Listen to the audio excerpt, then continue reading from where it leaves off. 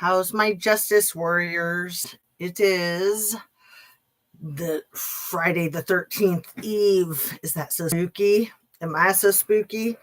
Let me get comfortable. I want to apologize for being late. I didn't want to keep making it later and later.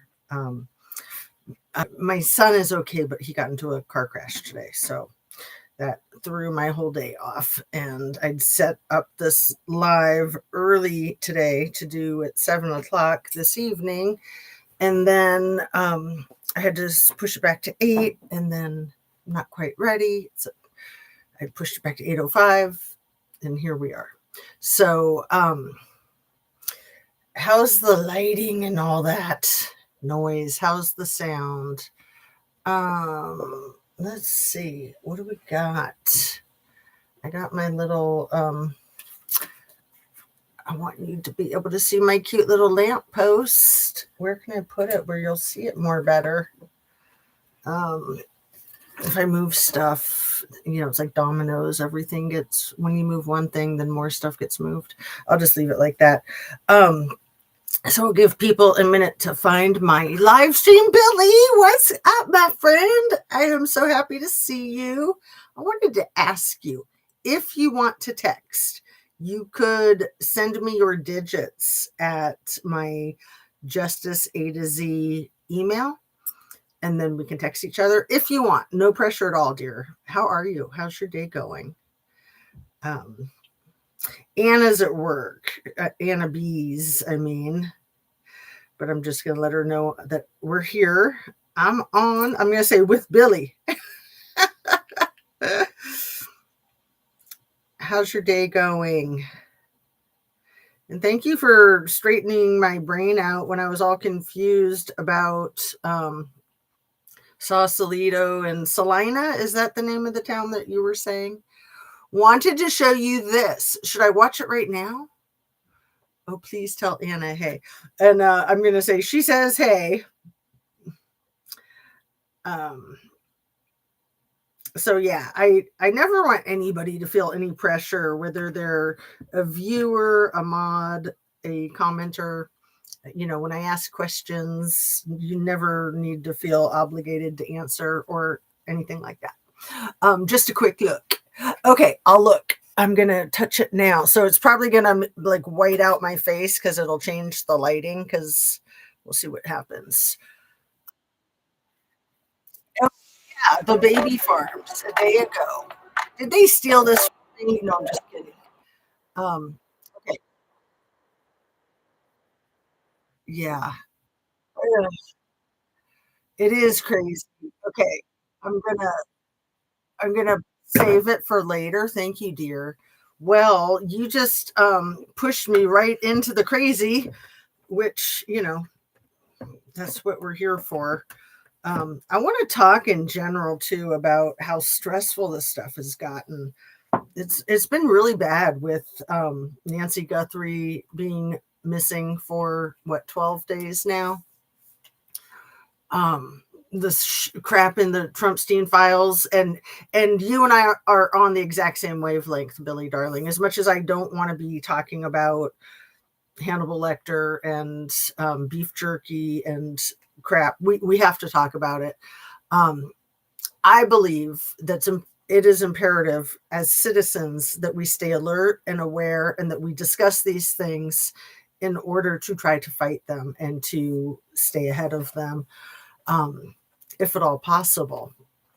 So everything I say is simply my opinion for the sake of hoping to start a conversation, open up a discussion, learn something, be educational. All of my videos are made for the tube of you and me, and it's an infotainment platform.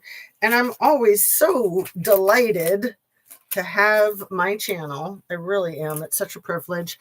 And I'm even more delighted to have Billy here at the very beginning, my dear Billy darling. So yeah, let me highlight that one pin message. So yeah, I will totally check out that 40-minute video later. And I don't think that's a channel that I've heard of. But yeah, you might have seen my last video was about the baby farm. And Valerie, how are you, dear? It goes back decades and centuries. Oh yeah, the whole long pig thing. Yeah, it's delicious. Ugh. I mean, when you're in like a Dahmer party type of situation, what are you gonna do? But it's definitely a thing of the elites and the rich and powerful, and I think they have all kinds of crazy beliefs attached to it that it makes them more rich and more powerful if they're having a diet like that. And it's insane, and we need to talk about it, and we are, especially because all those beef jerky emails that were released, do you know that they've now been deleted? I mean, removed those emails about the beef jerky. So if it was beef jerky that they were talking about, then why the F would they effing remove them? So all they did was confirm the crazy. Okay, calm down. Okay.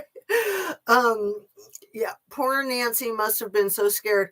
Valerie, my dear, I literally could just cry because at this point we've had no signs of life, and I think they unalived her the moment they walked into that door. Well, maybe not the moment, because her pacemaker didn't stop until 45 minutes later. I don't think she's alive. Otherwise, they would have shown signs of life. And I'm more convinced than ever that this is retribution. I've been doing a ton of research, and Savannah Guthrie had interviewed more Trumpstein survivors than any other journalist. So she's not like the leading journalist for Virginia Guthrie necessarily. And she's not even the leading journalist in the case. The leading journalist in the case, I think, is Julie Brown, who worked for the Miami Herald. But Savannah had a knack for being a really good interviewer.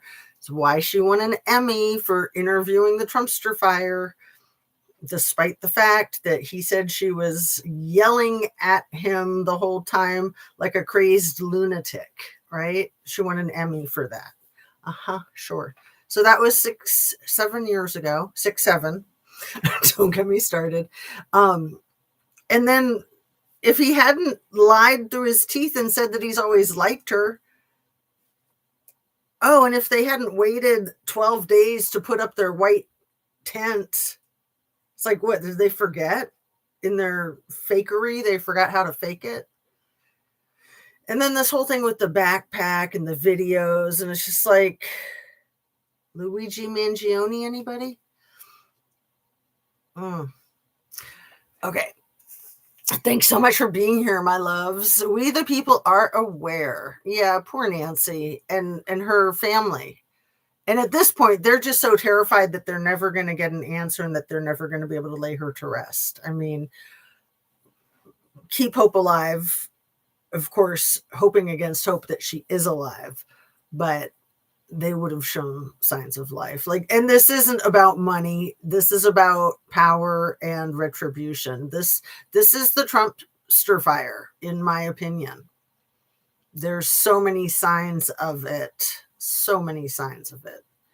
And the biggest is him saying that he's always liked her, because that's a huge effing lie. And why are you going to lie about that? Just like, why are you going to take your beef jerky emails down?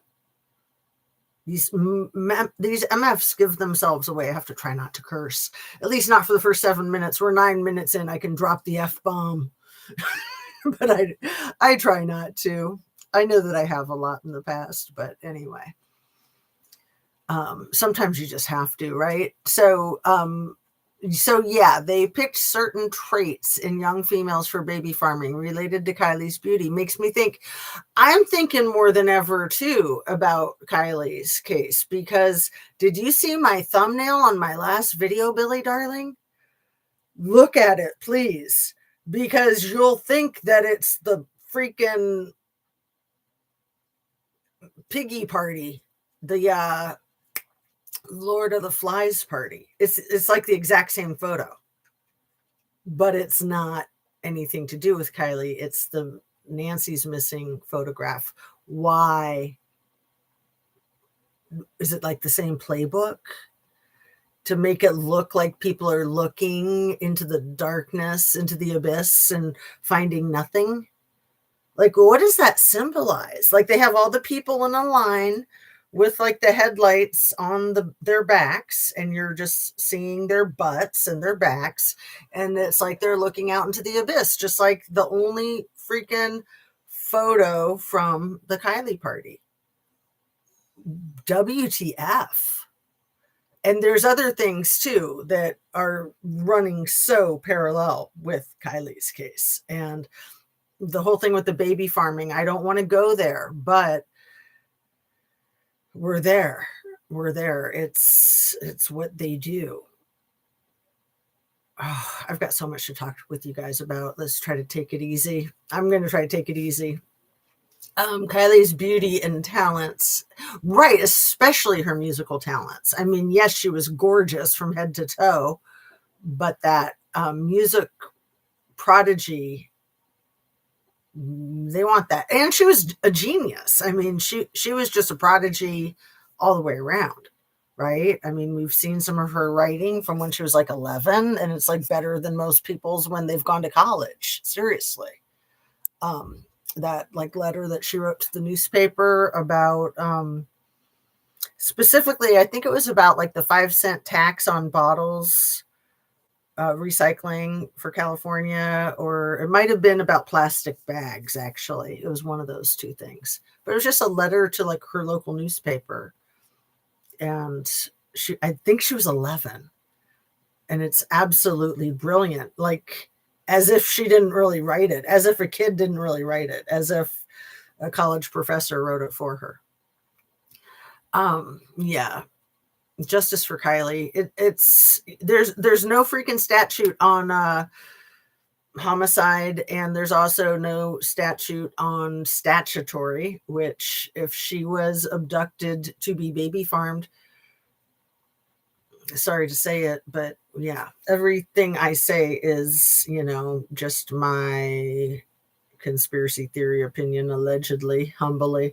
Make sure you're still subscribed, share a video of mine with somebody that you think might like it, turn on your notification bell to ring, and hit your like button if you don't mind. So let me get caught up, stay caught up.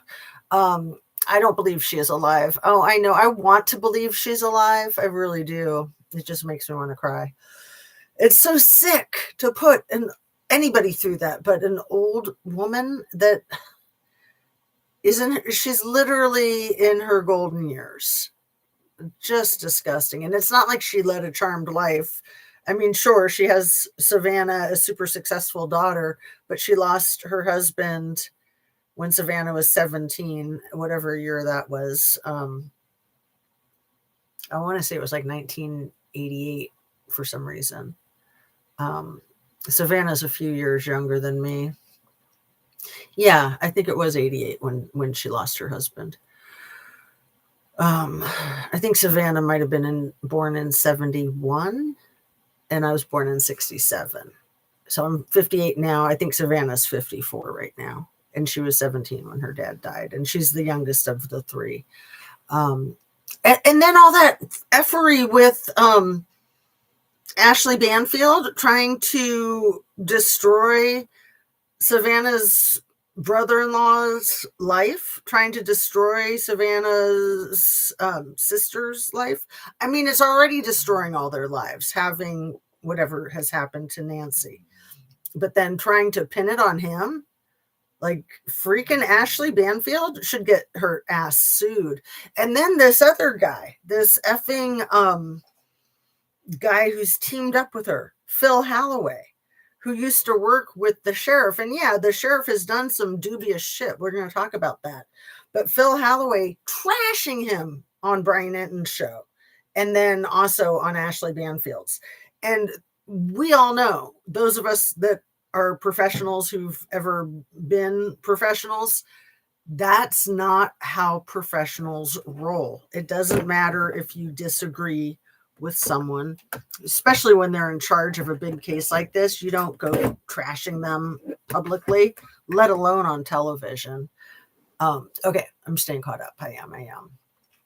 Botched investigation for Miss Nancy, and now over 2 weeks. We have seen this before in Kylie Mae Rodney case, in my opinion. Exactly. And I just have a feeling they're gonna find her in the backyard in another week, right? Oh, what? She was there the whole time? How'd we miss her?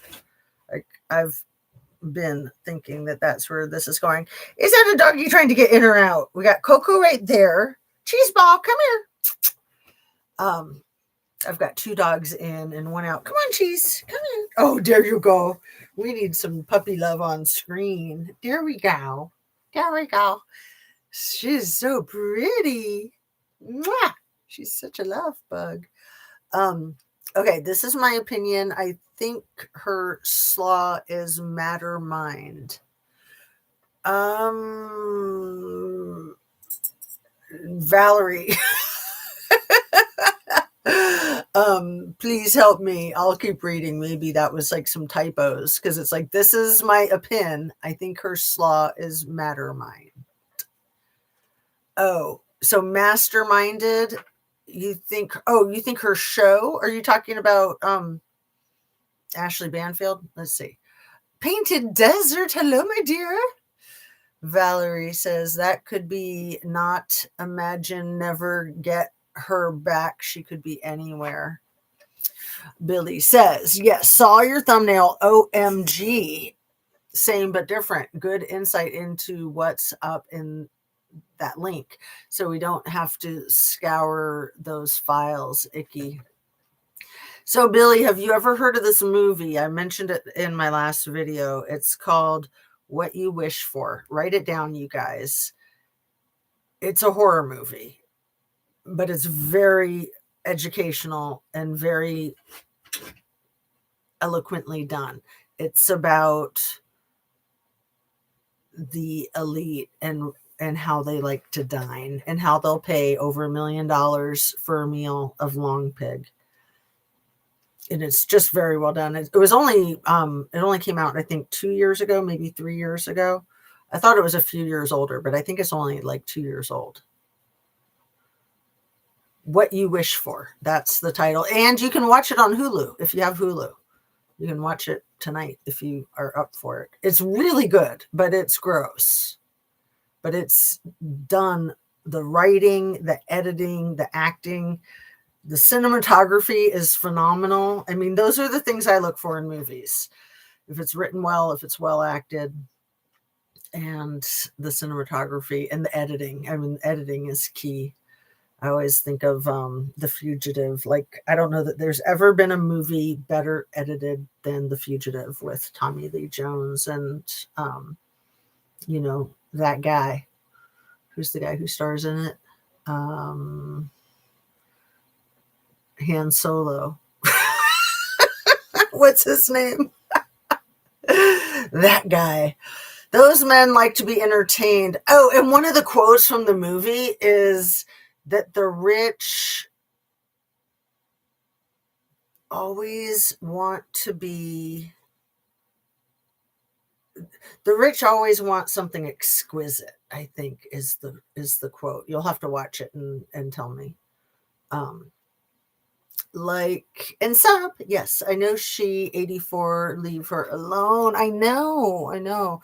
Somehow I think slaw is involved. What is slaw? You mean the law? I totally think the law is involved, just like Kylie. Exactly. Is that what you're saying? Let me go back and read that comment again. This is my opinion. I think her slaw is, son-in-law. I don't know. I mean, you might be right. I don't get that feeling at all. I think that they're looking for somebody to pin it on. And I honestly think that guy down in Rio Rico that they detained the night before last, I think it was, or the night before that. It was the night before Pam Bondi's crap yesterday. And it was the night after. I don't even remember what the other one was. 2 days before Pam Bondi. Ghislaine. Jiz. I think so. Jiz was scheduled for Monday Bondi was scheduled for Wednesday and Tuesday night. They took that guy into custody. They said that there was an 84-year-old or 85-year-old woman being airlifted from the same town, Rio Rico, which is like right by the border, that this elderly woman was being airlifted to the hospital in Tucson. And then this young man, I'm forgetting his name at the moment, forgive me, but he was briefly detained, maybe 30 minutes. They did not arrest him. They did not take him in. They put cuffs on him in the car for 30 minutes, and that was it. And then the next day, we're getting gaslit by the news, and they're like, oh, a man was arrested overnight. No, he wasn't. He was questioned, and it wasn't all night. It was for 30 minutes. I get the feeling, and this is going to sound completely insane. Come here, Cheese. Come here, baby. Come here. This is going to sound so crazy. But I get the feeling that they were going to pin it on him, but he didn't like meet the right criteria. It wasn't a fit, and they let him go because he said they hardly even asked him any questions. And I've been thinking they're going to try to pin it on somebody that's an immigrant.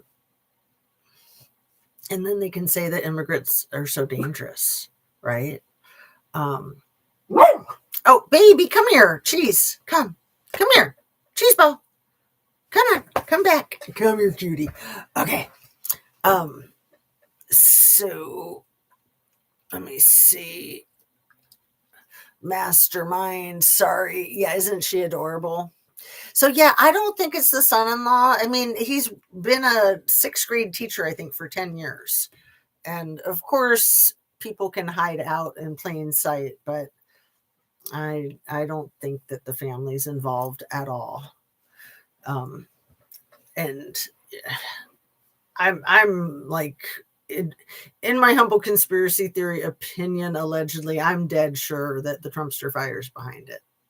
And it's retribution for it. It's 3 things. It's retribution for Savannah Guthrie for interviewing him and interviewing all of the survivors. It's a distraction. I mean, the timing of any crime is your absolute most important piece of evidence.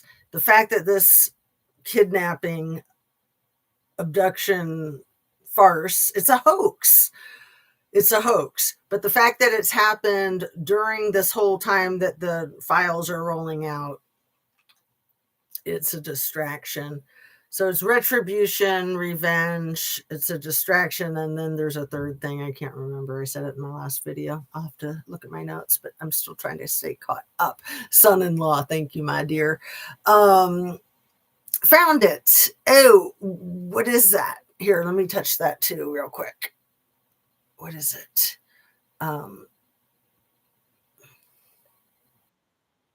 Oh, it's so good. It's so good. It's so gross. So there's the link for the movie, my dear. Thank you. Let me highlight that one. What is the name of the movie is What You Wish For. What You Wish For is movie name with link above. I just looked at movie. Yeah, it is so good. Like, very entertaining, very frightening, keep you on the edge of your seat. It's just about a couple of old friends that knew each other from culinary arts school who reunite after 12 years, and they're both like very unhappy with their lives. I'll just leave it at that. I'd be very upset if that was me. Oh my goodness, if it was you that was abducted, you may be right. You know, I might have Trump derangement syndrome, but I also might be right. Dang. He is the cause of the Trump derangement syndrome. My goodness. And it is so toxic. He needs to stop. So many red herrings. So the thing with Pam Bondi yesterday, I literally thought she was going to like fall down a flight of stairs to her ceasing to exist. Sort of like when Ivana fell down a flight of stairs the night before Donnie Don Jr. and Ivanka were all scheduled to start their depositions that were all scheduled to be a week long the night before. So we've talked about this many times. Let me let the puppy dog out. One sec. See if I can get up without knocking anything down. I know it smells good out there. Mookie, come on in. Okay, so now we got Mookie and Coco, and then Cheese Ball will probably try to come back in, but we'll see. Okay, so what was I saying about the dates? When Ivana fell down the flight of stairs. Let's see if I do this right. July 14th of 2022. The depositions were scheduled to start July 15th of 2022. It was 2 weeks and 2 days after Jiz had been sentenced to her 20 years. And remember, Ivana and Jiz were tight.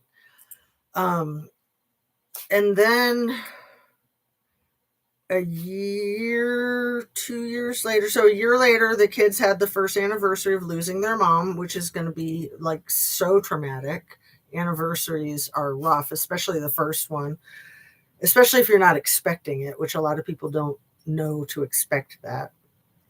And then the night or the day before the second anniversary of Ivana falling down a flight of stairs inexplicably to her demise with none of her staff around, and she had a lot of staff in that townhouse.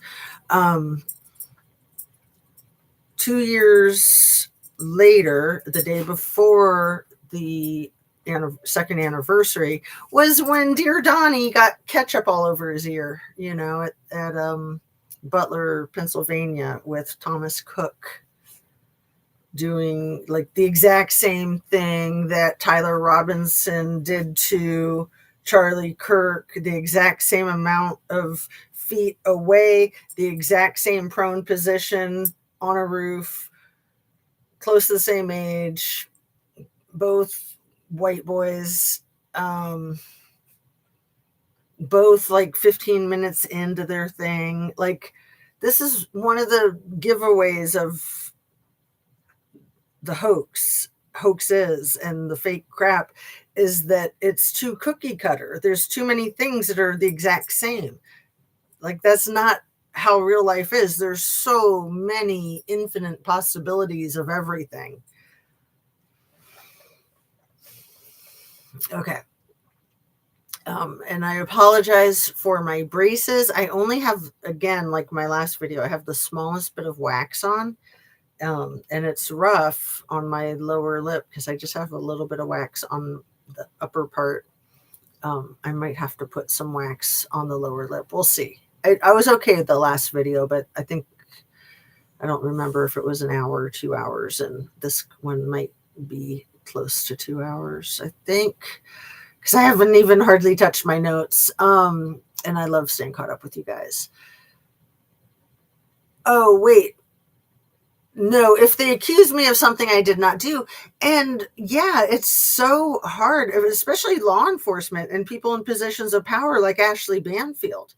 No, if they say you did it, there's nothing you can say or do, especially if they plant evidence in your car or on your person.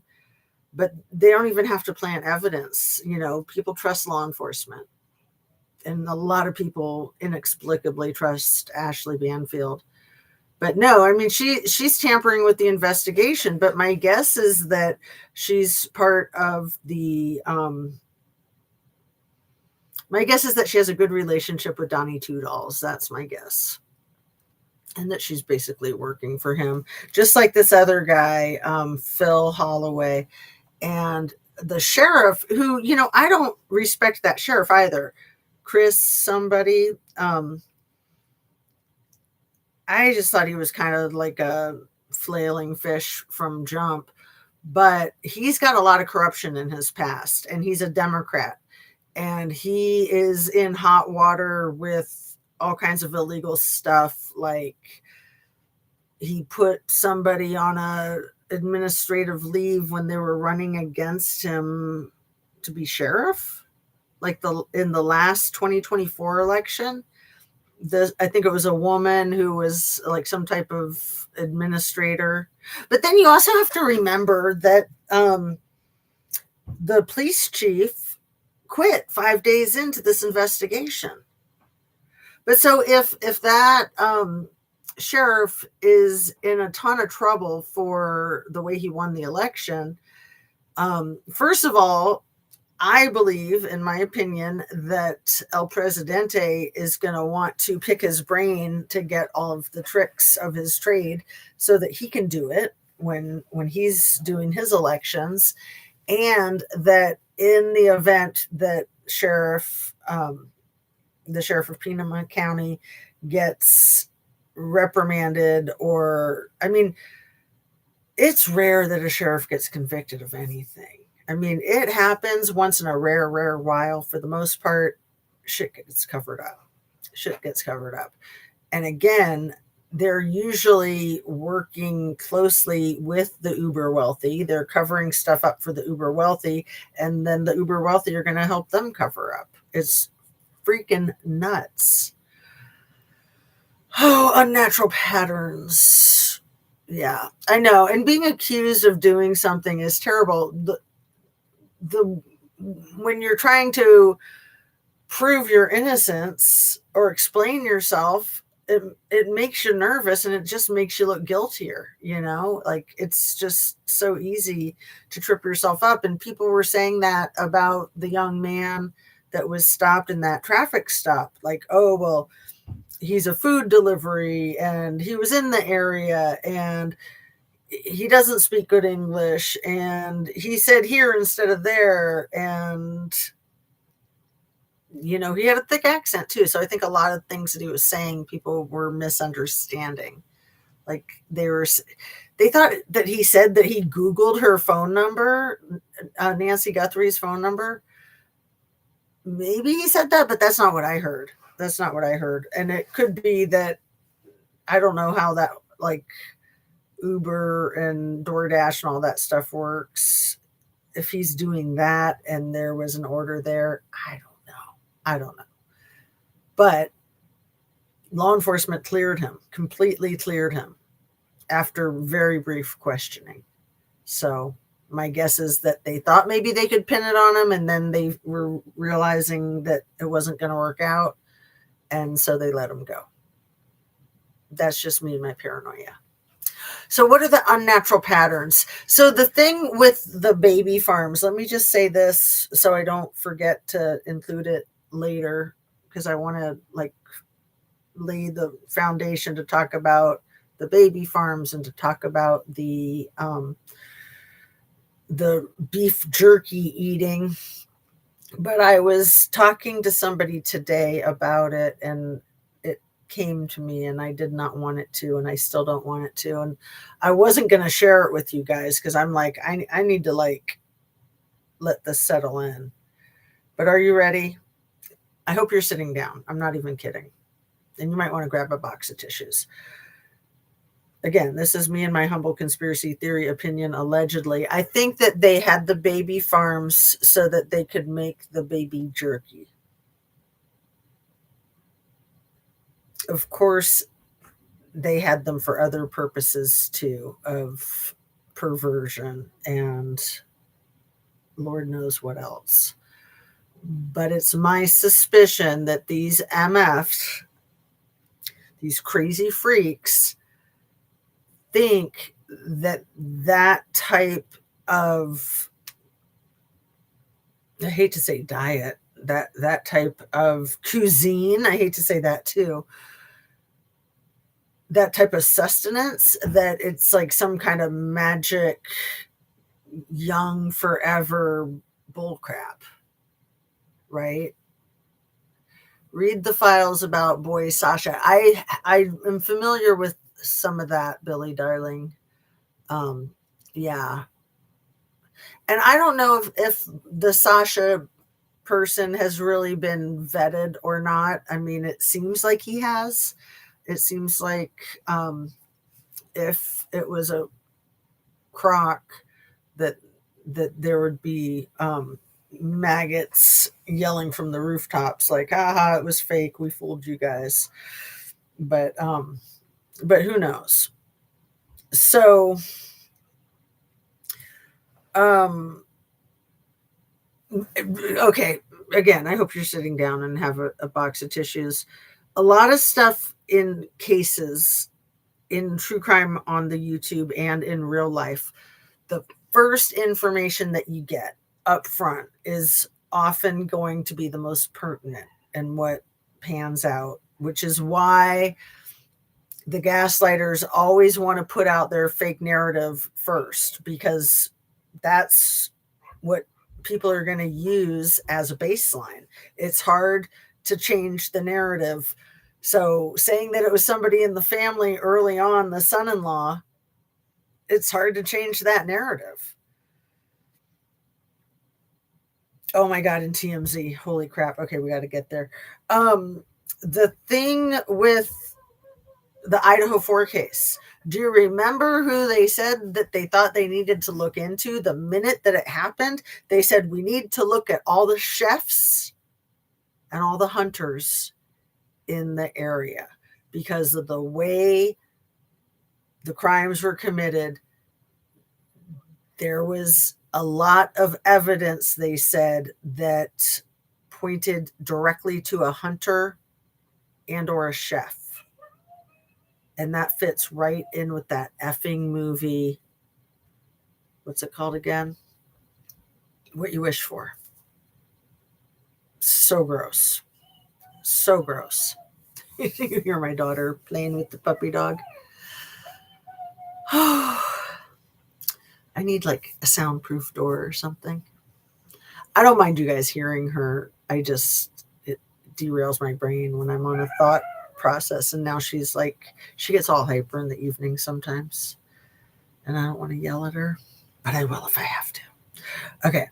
I can text her because she might ramp it up.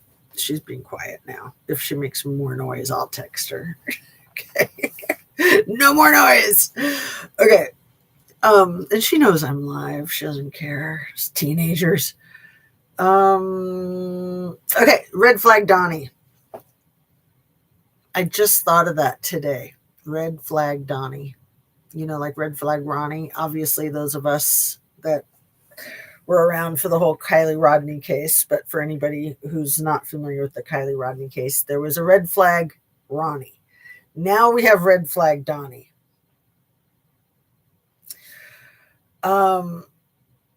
So we'll get back to that.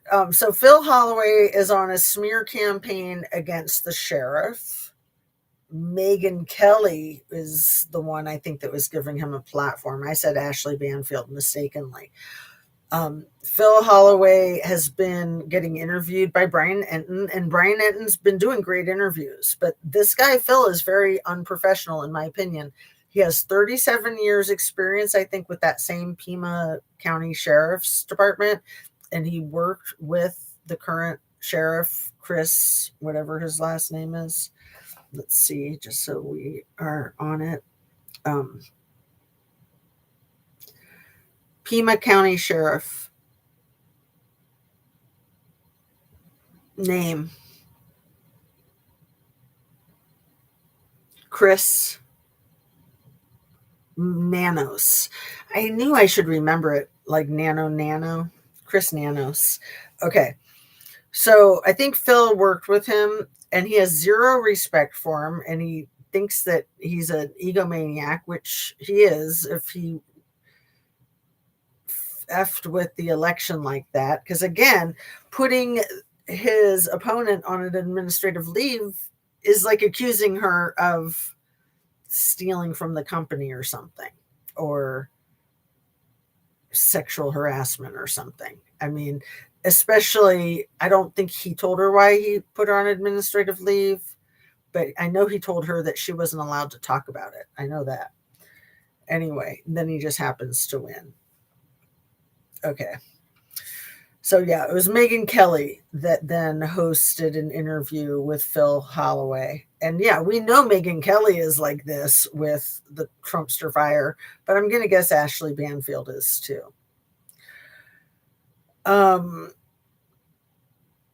So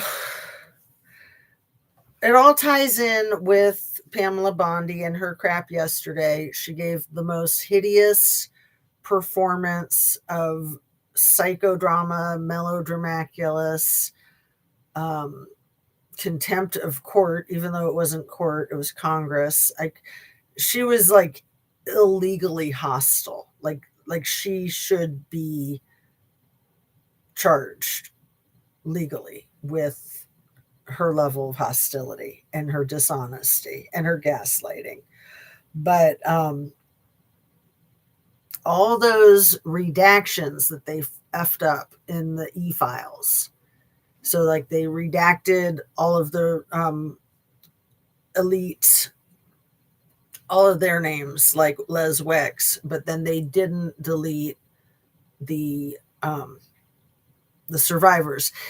In one unredacted file, it has a list of all of the survivors' names that need to be redacted, and there's something redacted at the top, but then the whole list is unredacted. So tell me that's not intentional, but it doesn't matter whether it's intentional or not. I can't believe that they haven't been throwing this terminology around, because this is the terminology that you throw around in a situation like that. Whether they did it on purpose or not is completely irrelevant. They knew or should have known. It was their job to know. So they can claim buffoonery, or they can admit that they're corrupt, or whatever. It doesn't effing matter. They're done. They're toast. And they keep effing doing it. It's so effing gross. I have read Boy Sasha rather. So yeah, I've read parts of it. It's really hard to read. You read the whole thing? It's a lot, isn't it? It's a ton. I mean, this stuff is just nauseating. It's so nasty. But yeah, we need to take care of ourselves, take breaks, play with puppies and kittens. So Haley Robeson is one of the survivors that was sitting behind Pamela Bondi yesterday. That Pamela Bondi never even looked at the survivors. Rarely did she look at the people that were asking her questions. She was very defiant. She was mostly looking at her notes. She had little flashcards of attacks, of stupid crap to say, like the thing about the Dow being over 50,000. Well, guess what? It's not anymore. So Haley Robeson was 16 when she started getting abused by little E in, I think, 2002. And then when she was 18, she got out of that situation. She had a really great interview on Midas Touch today, and I'll put a link to it in the description. It's just under an hour, but it's really good. I highly recommend it. A few years after she got away from little E in 2004, so actually just 2 years later, she the love of her life was red rummed in 2006, right at the beginning of little E being all over the news and the whole investigation going down in West Palm Beach for what turned into the sweetheart deal. So she was devastated, of course. Her boyfriend that she was madly in love with is red rummed. And it's a cold case. She was living in Orlando at the time, and it's still unsolved 20 years later. And I don't think it was until the most recent 3 million documents of the Trumpstein files that were dumped, and all of the evidence in those files of actual red rooms. I don't think it ever crossed her mind that her boyfriend getting red rummed could have had anything to do with her affiliation with Little E. And then in the interview, it's just so sad. It's like the gaslighting is so severe. In the interview, she says to Ben from Midas Touch, you know, am I crazy to have a conspiracy theory to think that Jeffrey might have been involved in my boyfriend's homicide 20 years ago? No, I don't think so. But that's how gaslit this poor woman has been her whole freaking life. That, you know, because for her, she was abused prior to Little E getting his paws on her. She actually thought that she was going to him for safety, which is just like Virginia Guthrie when she was like 13 and she had run away and she'd been assaulted, and then that that really disgusting guy Ron Eppinger picked her up on the beach not too many hours after she'd been violently assaulted and barely got away with her life. And she'd already been assaulted before that, but you know, she thought that this old man, Ron Eppinger, was going to take care of her. That's what he said. It's like, oh, come here, you poor baby. Let me take care of you. It's so insane. And that's also what some of these lawyers and people affiliated with Pam Bondi have done, where they've said, oh, okay, well, we're going to take charge of this whole conspiracy, and you can trust us. We'll work with you and we'll protect you. You know, tell us what happened. And then they put their names, their addresses, their social security numbers in the files that are not redacted. These people are sick. They all need to be charged. And I truly believe in my heart that they all will be charged. It's just when. It's a lot. Yeah, it is. So TMZ, you guys. TMZ, this is the same thread. This is from the interview with Midas Touch, Haley Robeson.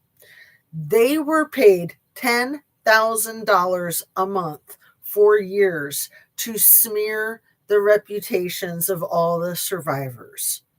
And then we have this Harvey, I want to call him Harvey Weinstein, Harvey Levine, out there in front with Savannah Guthrie's mother's case. What?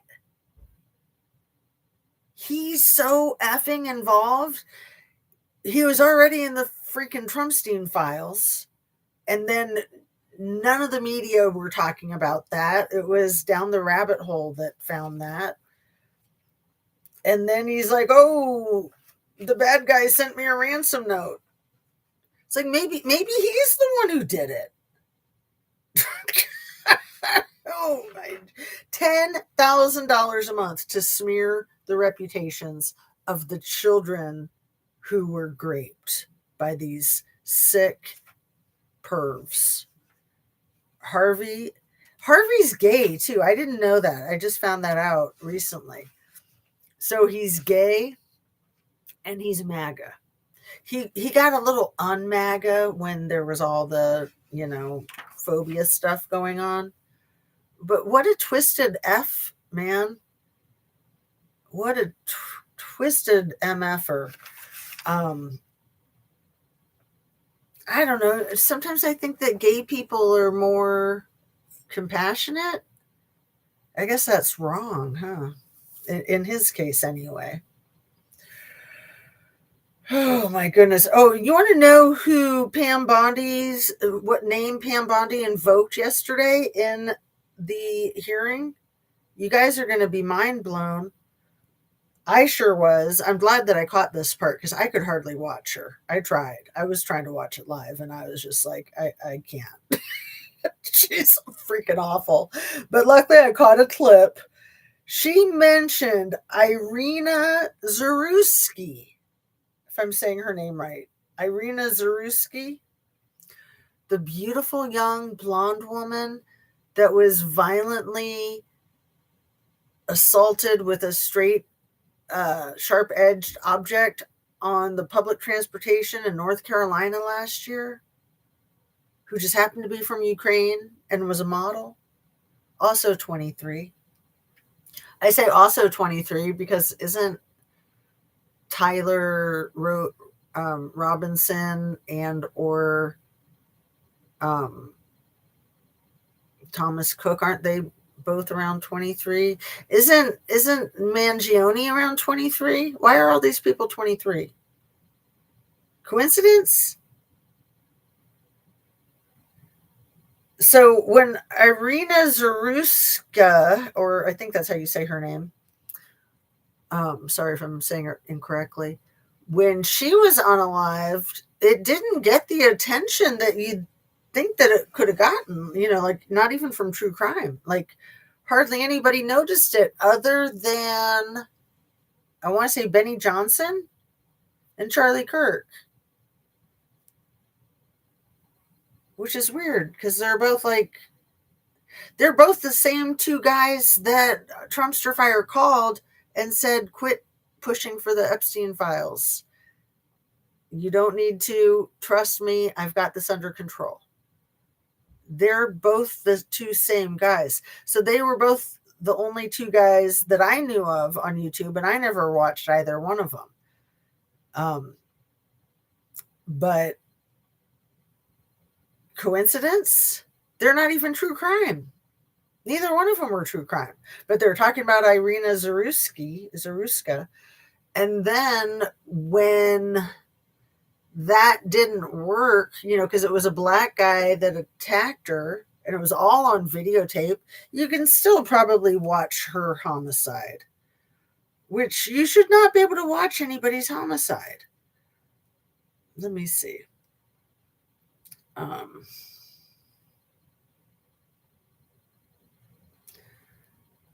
Video of Irina Zaruska getting stabbed to death on public transportation in North Carolina.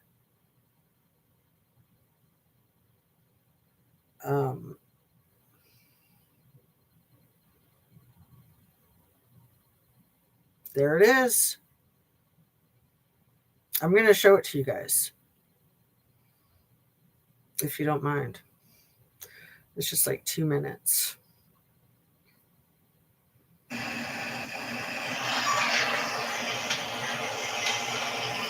There she is getting on the bus. That's her sitting down. This guy in the red sweatshirt right behind her. She's just like listening to her Walkman. There's the guy right behind her. And there he gets up. And can you see that? I'm sorry that my technology is so lame. So he's standing up.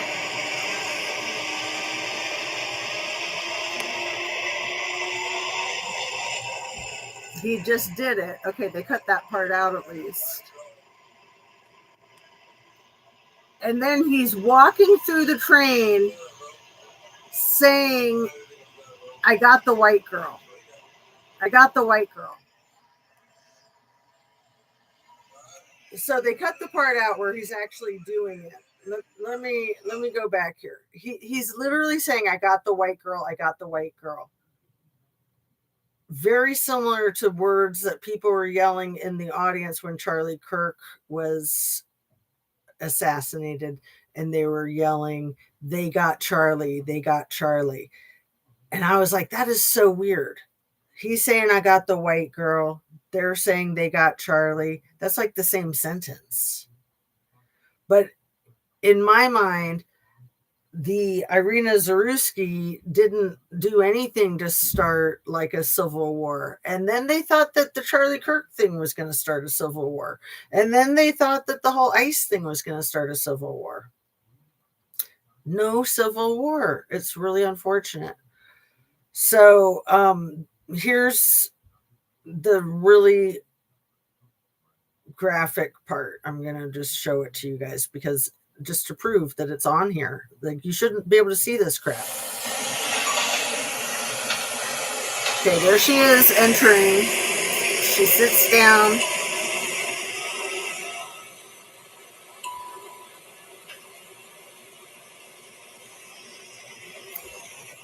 He's the one here in the red hoodie. He pulls it out. She's looking at her phone, listening to music. And there he is, about to attack. Okay, maybe they, yeah, so now they've edited it so that you can't watch the actual unaliving. But for the longest time, you could watch the unaliving. Just like for like the first day of Charlie Kirk, you could watch the whole homicide on your freaking phone. And then they were like, oh, that shouldn't be out in the public. And they took them down like widely. But now they finally edited out the plunging of, I can't remember if it was like 20 times. It's crazy. Is this even real? It's probably not even real. It's probably just more hoax. You know who loves that word, right? The guy who's always confessing and projecting all of his bullcrap. Asia Argento was one of the first in Me Too against Harvey W. Asia Argento. Yeah, that whole thing. Hey, Jazz. Hey, dang it, Nancy. Hope everyone is well. Saw the previews for What You Wish For. Oh, I know. I'm so sorry. It's really good, though. It's really good. I mean, I actually watched it twice. It's that good. It's that good. Even though I didn't want to watch it at all. I mean, the whole time I'm watching it, I'm like, I don't want to watch this. But it's very well done. It's masterful. It's a very top-notch movie. At the beginning, it shows all these awards that it won. I didn't catch what they were. Probably like Sundance Film Festival or something. It's extraordinarily well done. And it's extraordinarily important. I'm surprised that it's not like impossible to watch. I'm surprised that it's so easy to watch. You would think that they would try to censor that. So I'd say watch it while you can, because now that the beef jerky has all been censored out of the Trumpstein files, maybe they will censor it, because I think a lot of people are making that connection. OMG, that was one of the worst crimes ever. Flee from the third world country for safety and security, only to suffer in such a hideous, brutal crime. Right. And the fact that she just happened to be Ukrainian, and the fact that he just happened to be Black, and he does have a really bad criminal history. I think he's committed like 30 heinous crimes, so he shouldn't even be on the street. But one of the reasons I'm so suspicious of that whole case is because Benny Johnson and Charlie Kirk were like the only two people on YouTube talking about it.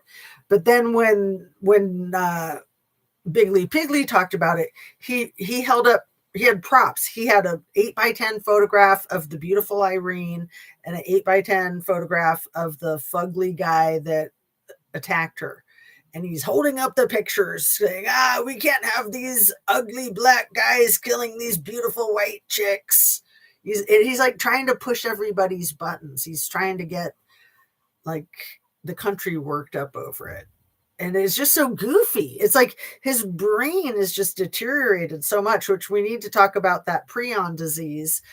I don't know if it's like an amoeba or it's a parasite that attacks your brain that you get from eating long pig and from eating brain and Biggly Piggly has all the signs and symptoms of the prion disease.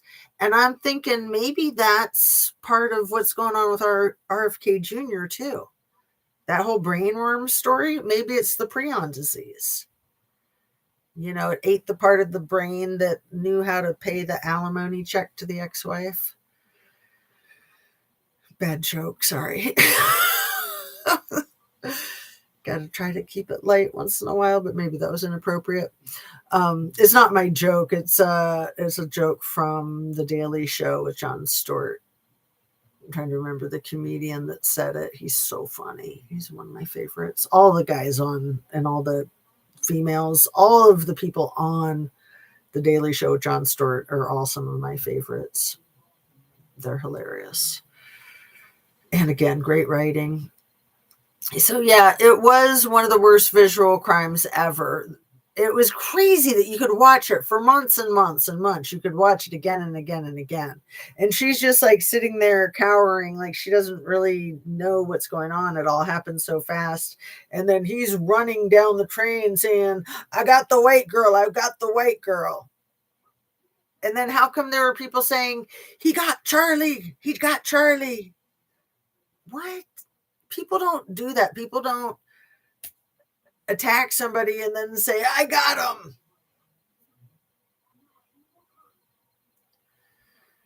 him. It's like a freaking cartoon. It's like Scooby-Doo, right? Apologize for my mistake. Welcome back. Oh, a wizard. Right. Thank you, you guys. I meant to, that's why I was giving you my email. And if anybody wants to email, please go for it. My email is JusticeAtooZ@gmail.com. I apologize for the weird way of spelling it, but it was like all the other ways of spelling it on Gmail were taken.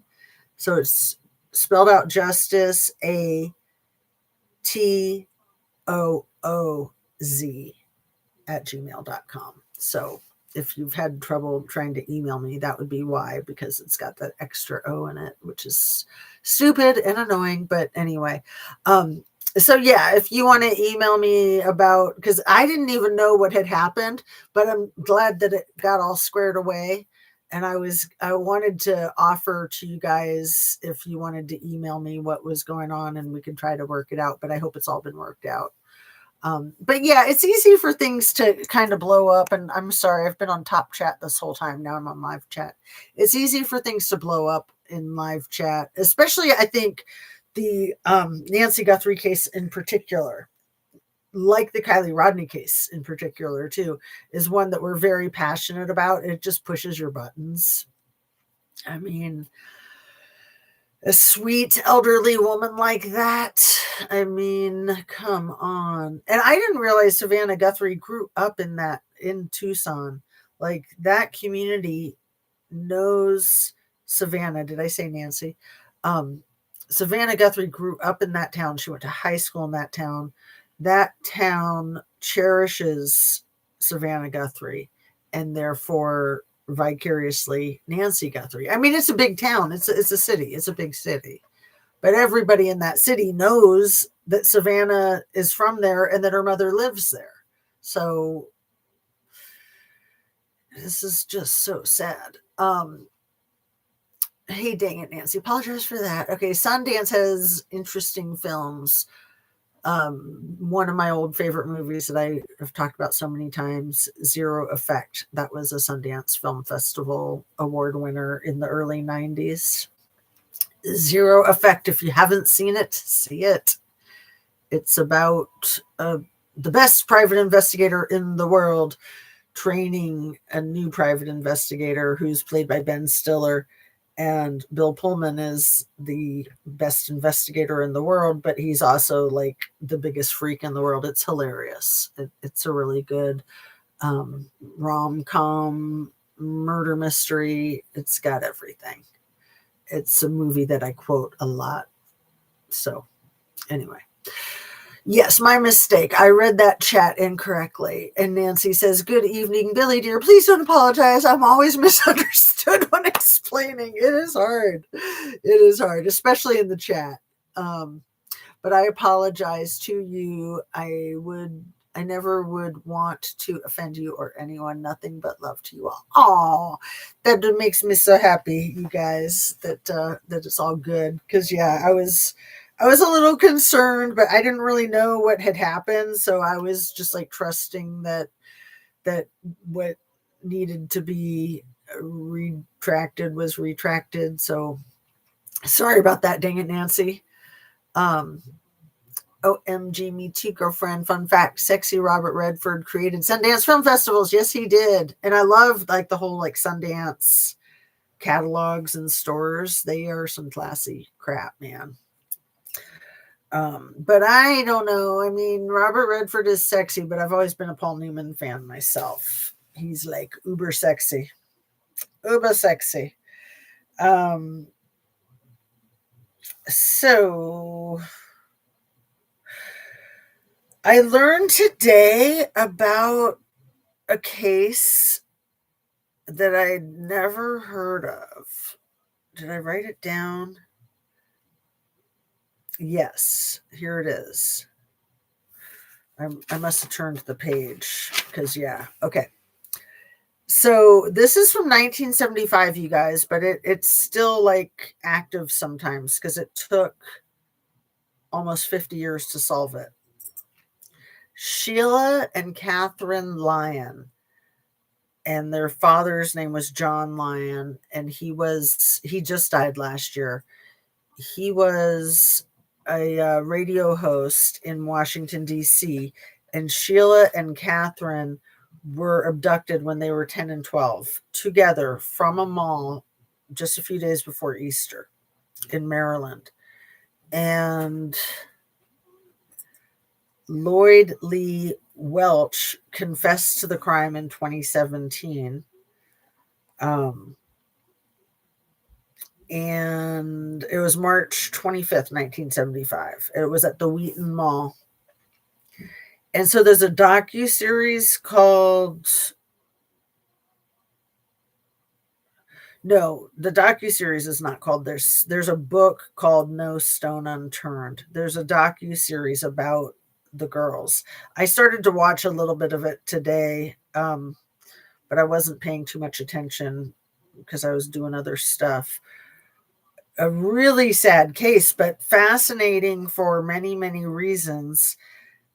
Some of what I gleaned is that these two girls were abducted, I think, by an 18-year-old. I think that this guy, Lloyd Lee Welch, was 18 at the time. But it wasn't just him. It was a whole operation. I think other people in his family were even there at the mall when it happened.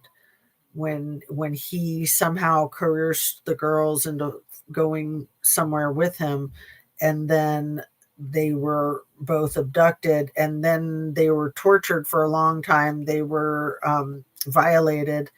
I don't know how long, but it was a whole operation. Like, they weren't the only two. There were a lot of them. And it seemed that the family had a whole,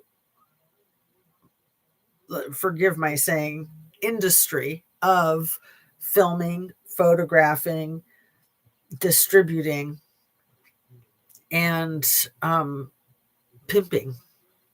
And that some of the people that they distributed and pimped to were law enforcement, which Sheila and Catherine Lyon. It's interesting too, because that was the DC area. You know, I was born and raised in DC. I was born in 67. We lived there till 72-ish. And then we moved to California for a year-ish. And then we moved back to Glover Park, a part of DC, when I was in second grade. So that would have been 7 years old. So that would have been 1974. At the end of second grade. Did I go through the whole school year there? We were moving all the time because my dad was so effing crazy. I can't remember if we did the whole school year. I think so. And then at the end of the school year, so it would have been 1975. Oh my God. So we were living there in March of 1975. And now I'm remembering too, because my mom was supposed to come over for Easter and she didn't show up because she didn't want to see my dad. But anyway, it was crushing, of course, the kids. She should have just said she had plans or something. But March 25th, 1975. So we were still living in Glover Park when this happened. And Glover Park is not that far from Maryland. And 10 and 12, me and my sister were like 7 and 10. But for some crazy reason in 1975, their parents let them walk to the mall together. And it was like a half a mile from where they lived. And they wanted to go to like look at Easter decorations or something. Anyway, the book that this guy wrote, sorry, I've got all carried away there, called No Stone Unturned. Mark Bowden, Bowden. He's the guy who wrote Black Hawk Down. He's written a lot of stuff, but he wrote a book called No Stone Unturned that's supposed to be better than the docuseries. But it sounds like one of those cases that you can learn a lot from, applying it to other cases too. And just all the secrecy and all the years of unraveling and all the freaking different stories that everybody told. Everybody that was involved told so many different stories about what happened and what their part in it was. So, okay. So Savannah Guthrie called Mark Kelly, the senator of Arizona, who is still married to the woman who was shot in the face. I keep thinking Guilford. What is her name? Mark Kelly's wife. She was a politician that was shot in the face in a parking lot like 30 years ago. Let's see. Mark Kelly's wife, Gabby Gifford. I was right on track, sort of. Okay, so Gabby Gifford and Mark Kelly have been married since before the tragic incident, and he is also a retired astronaut, and he's one of the 6 people that was just cleared today in court for any wrongdoing with that video that they made a few months ago reminding military that they're not allowed to carry out illegal orders. It's not just that they can refuse to carry out illegal orders, it's that it's mandatory. If they carry out illegal orders, they will go to jail themselves. So remember the Slotnick or somebody and Mark Kelly and a few others made that video that made Biggly Piggly, made his head explode. And then, oh, this gets even better. And then the douchebag Secretary of War, Pete Hegseth, tried to demote Mark Kelly retroactively because he's retired from the military. And he tried to like knock his pension down. And Pete Hegseth had his ass served to him today in court. Yes. MFs. OMG. So the fact that Savannah Guthrie called Mark Kelly when she found out her mom was missing, and then Mark Kelly was the one who called the police chief and the sheriff, and then the sheriff or the police chief quits 5 days later, says he's retiring, but really he wants to get a job as an administrator in Pima County or something like that. That's what he's aiming for. So that's not retiring. So why did he lie and say he was retiring? That's like talking out of both sides of your mouth. Doesn't make sense. But administrators have more power than like a police chief. It's the administrators that control the police chief and the sheriff. And so anyway, Savannah calling Mark Kelly when Mark Kelly is basically an arch rival with Biggly Piggly makes me think that Savannah was thinking what I've tended to think about the whole thing. She called Mark Kelly, the guy who has been toe to toe at war with Biggly Piggly.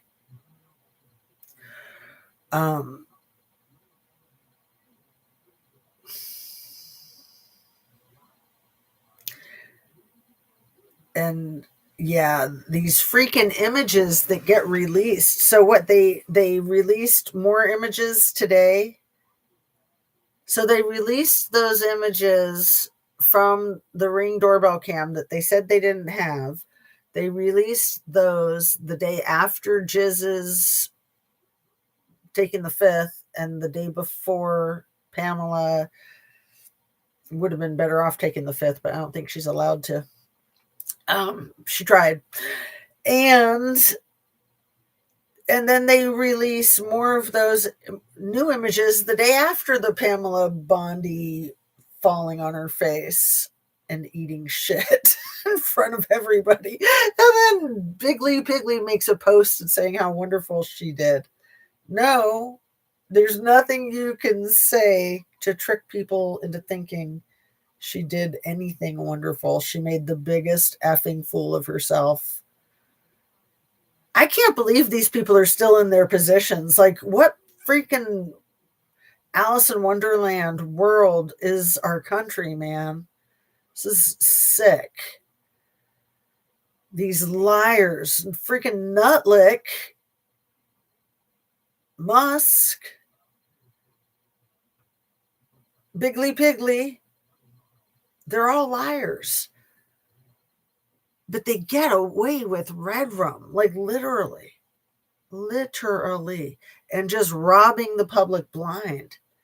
As they're amassing their fortunes, they're stealing that money from old people that can't buy cat food. And they don't effing care. Like, that money doesn't come out of thin air. It comes out of our economy. It comes out of all of our pockets. And they just think that it all belongs to them. So Nutlick, it turns out, Lutnick, is like the money launderer for all this crap.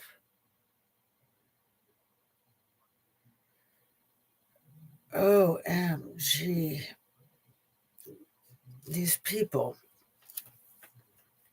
How are they still alive when you're this stupid? How does the shit rise to the top, you guys? Okay, what did I miss? Fun fact, sexy Robert Redford. But what was I explaining? Oh, Kid Rock cut up a flag and wore it as a poncho. Flag desecration, being military and military family. My brother flew and a 10 bombers in Desert Storm. So disgraceful. Yeah, I didn't know about the Kid Rock cutting up the flag, but man, what a statutory rapist piece of crap that man is. Absolutely horrible. Did you guys know that the 200 people that were in the audience of the Kid Rock alternative halftime concert were all paid money to be there? They were either paid $200 or it was 200 of them, or maybe both. I think I probably have it in my notes. But did you guys know that they paid people to be in that pretend audience for the alternative halftime show? Yes, he's a horrible person. Love you, mean it, Billy. Got to get ready for work. Lives to save. Y'all have a great evening. Take care, Nancy. Bondi acted crazy. I think they have blackmail on them for control. Yeah, don't they all? And the thing with Pam Bondi, I have no compassion for her. Don't get me wrong. But after watching that movie, What You Wish For, if she's in that same type of predicament, she has no choice except to be the batshit crazy bitch that she is in a situation like yesterday. No choice. Anything else, and she'd be falling down a flight of stairs. Again, I was surprised that she didn't. Seriously. No taxation without representation. Yeah. Yeah. So we've just been on for an hour and 20. There are a couple of things that I screenshot that I wanted to read to you. And I might have some notes in my bigger notebook. Let me see. And if there's anything else that you would like to discuss.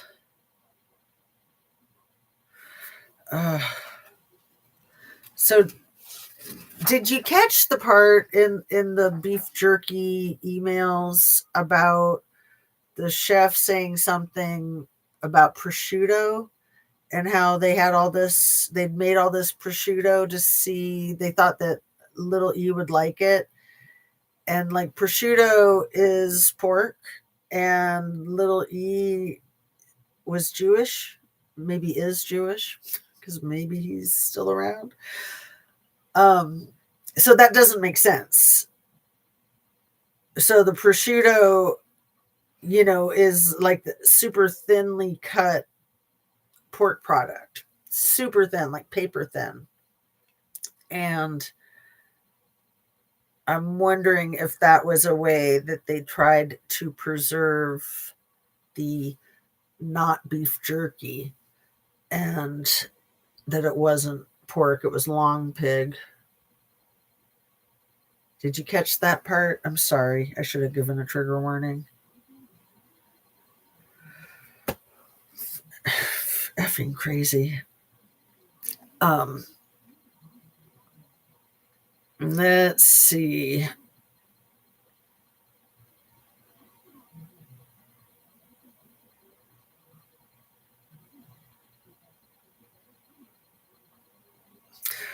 I want to look at the stuff that I screenshot to share with you guys. Let me see what it is. I don't even remember off the top of my head what it was.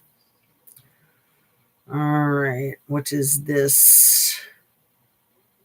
Okay, let me read you this from the Cerro Pelion Ranch, formerly owned by fashion designer Tom Ford. Over 20,000 acre property, famous for minimalist architecture and the Silverado movie set. Zorro Ranch, located just south of Cerro Pelon, 7,500 acre estate owned by Little E, features a 33,000 square foot mansion and was sold in 2023 to San Rafael Ranch LLC. So they are south of Santa Fe and they share a property boundary. And what else? So they're about 30 miles south of Santa Fe. And let's see. Excuse me. So there was a January 6th rioter that was pardoned by Biggly Piggly, who was just convicted yesterday of violating children. His name is Andrew Paul Johnson, convicted of multiple state charges, molestation, exposing himself in Florida after receiving a full pardon from President Donald J. Trump for his role in the January 6, 2021 riot at the U.S. Capitol. Hernando County Sheriff's Office. Lovely.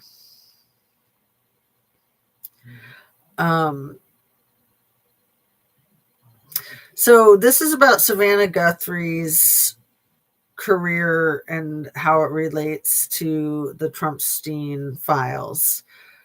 She conducted several of the first and most exclusive televised interviews with Little E's victims for NBC Dateline in 2019. This included the first major TV interview with Virginia Guthrie. And this is interesting. Let me see. Her past reporting has resurfaced in February 2026. This is AI, due to the disappearance of her mother, Nancy Guthrie, which occurred around the same time as new Epstein file releases. Some social media speculation has attempted to link these events, though no official connection has been confirmed by investigators. Leading investigative journalists in the Epstein files include Julie K. Brown from Miami Herald. And she did a series called Perversion of Justice, which exposed the secret 2008 plea deal and identified nearly 80 victims. So Julie K. Brown is widely credited with reopening the case through that Perversion of Justice series. And then you have Vicky Ward, who I in my opinion is real questionable. I know some of Vicky Ward, and some she seems good and some she seems the opposite. An investigative journalist who profiled Little E for Vanity Fair as early as 2003 and has continued to report on his financial and social networks. Was she the one who did like a really glorified expose on him in 2003? Maybe that's why she's so weird. Because she's like done it from both sides. That might be it. And then John Lyon, the Palm Beach Post, one of the early reporters to follow the initial 2005-2006 police investigation in Florida. Guthrie played a crucial role in bringing survivors' stories to a massive national audience through high-impact television specials. The primary investigative work to uncover the files and legal misconduct was largely driven by print investigative reporters like Julie Brown. So let's see, Vicky Ward 2003 Vanity Fair. What was that? One sec. And then I'll get back to that 1 second. Sorry for the laughing in the background. Vicky Ward 2003 Vanity Fair article about Jeffrey Epstein.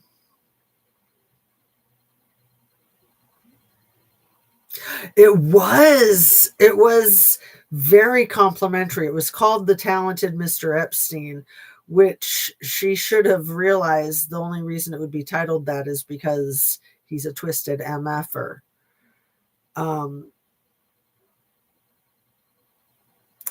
So, wow. That is wild. That explains why she's so twisted, because she's played on both sides. I want to see what AI says. Vicky Ward's 2003 Vanity Fair article, The Talented Mr. Epstein, profiled Jeffrey Epstein's wealth and connections. The article became notable for omitting allegations of sex abuse by Epstein and Jizz, which Ward reported were removed by the Vanity Fair editor. Bullcrap. I've seen way too many interviews with her. She's twisted. Now I understand why. Oh, she's despicable. She did that, and then she tried to blame it on her freaking editors. No, it's obvious that she did that. Obvious. Oh,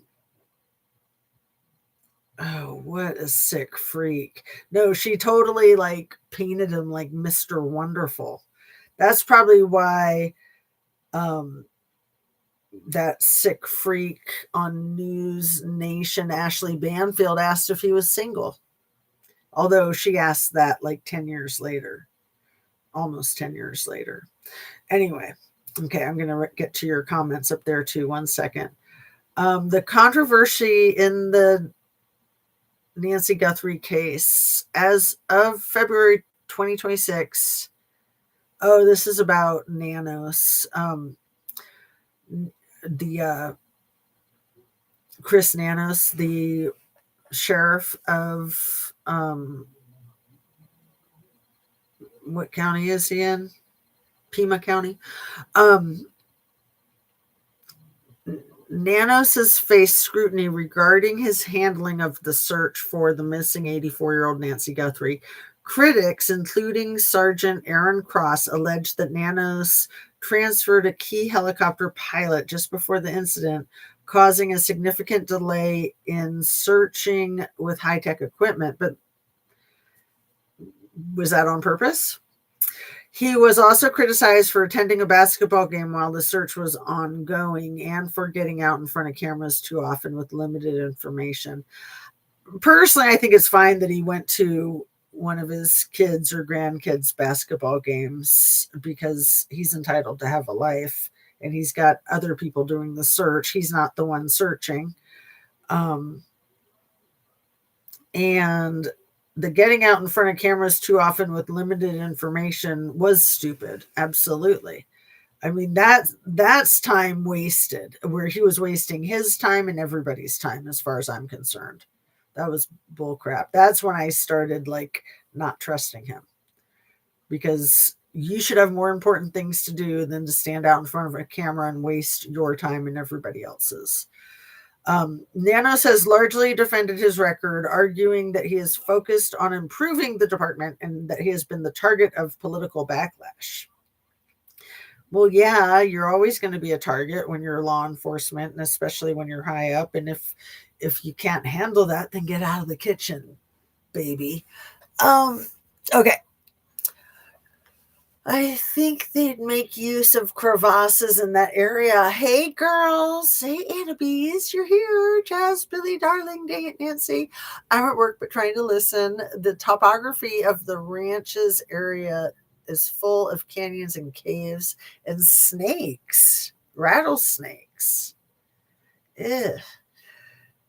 The subsurface in this region consists of complex sedimentary layers, including limestone, sandstone, and shale. Sus.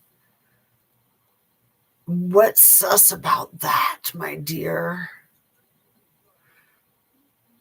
Just that the tire tracks would have been left behind, footprints would have been left behind.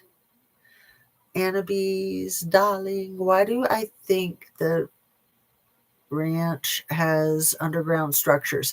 It does. Zorro Ranch has tunnels. So, Les Wex is supposed to be getting deposed next week. Let me see when he's supposed to be getting deposed. I don't believe it's going to happen, but I hope it does. That would be awesome. Leslie Wexner deposition upcoming.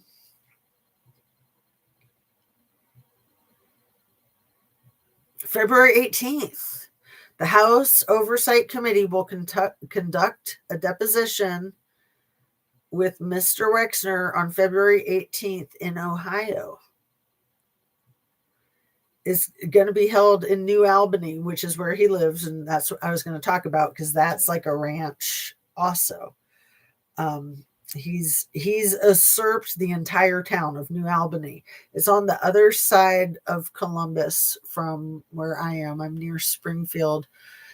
The whole cat dog eating thing in Springfield was sort of like a red herring for the ultra rich elite that eat long pig. Maybe that's something I just thought of in the last 24 hours. But New Albany it used to be a small farming community of like 600 people, and like generations, like people stayed there for generations. So people were very attached to their land and their homes. And Leslie Wexner destroyed that for everybody in New Albany. He basically bought the entire town, and anybody who wouldn't sell to him. He made them so miserable that they probably gave up. I don't know. But the entire town has like white fences around it, sort of like horse ranch types of fences, but they just go on and on and on forever and ever and ever, sort of like you're in a Stepford Wives kind of town. And that's where he has lived and stayed for decades. Like he bought that mansion in New York City that he gave to his boyfriend, little E. The mansion, the townhouse, the 7-story townhouse in Manhattan. He owned that. He gave that to little E. He gave little E power of attorney over all of his finances. And personally, I think they were lovers. I think that's just obvious. But he does have a beard. I mean, he's married to a woman named Abigail. They do have a couple of kids. And I think little E even introduced him to Abigail. I'm pretty sure. I can look that up to be sure. So little E gave him his beard. But I think they're close to the same age. I don't think it's like all the rest of them. The members of Congress are going to travel to New Albany to depose him. I mean, he is like 88 years old, so that kind of makes sense. But that's funny because at first I thought they were just going to do it, like on Zoom, but they're going to go there. So the whole reason I'm bringing it up is because you said the thing about the tunnels under Zorro Ranch, and there's tunnels under Mar-a-Lago. There's tunnels in the island, Pedo Island. There's definitely tunnels under the ranch and under Tom Ford's old ranch right next door. And the tunnels connect, of course. So people say that there's tunnels under the mansion in Manhattan. Maybe they go to Lutnick's house because he's like right next door. And, you can't be walking certain stuff across the street. Like you can't walk your beef jerky across the street. Do you remember the email that said something about walking the beef jerky over? Anyway, New Albany, I have always figured that there's a ton of tunnels underneath that town, and that now, knowing what I know, I'm thinking there's all kinds of activity under New Albany. So maybe the members of Congress can look into that when they're there. But I just got to tell you, one of my kids, the first time he saw New Albany, he was like, "What the F is this? Some kind of cult or something?" I just think he's brilliant, right?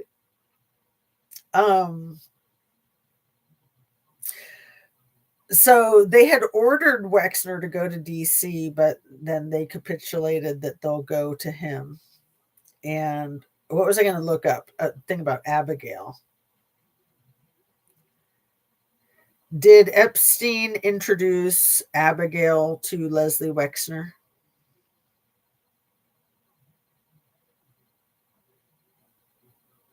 See what AI says. Well, little E was deeply entrenched in Wexner's personal and financial life. He did not introduce Abigail.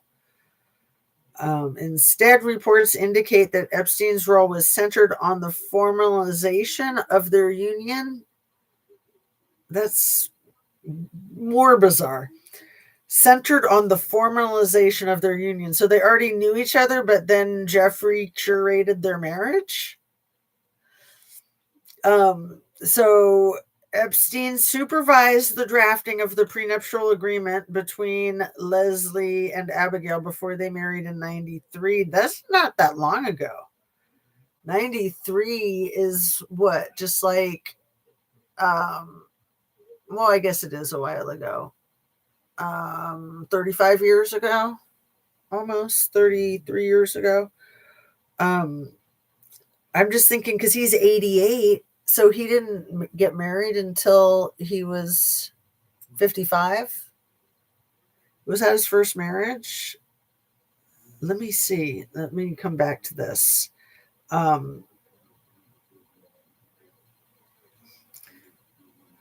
Was Leslie Wexner married before he married Abigail? Because that's kind of old to be the first time you get married. No, he was never married before. See? So he married her when he was 55 to prove that he wasn't gay. And let's see. I want to know how old she was. Well, let's see. What was that first question that I asked about? Did Epstein introduce Abigail to Leslie Wexner?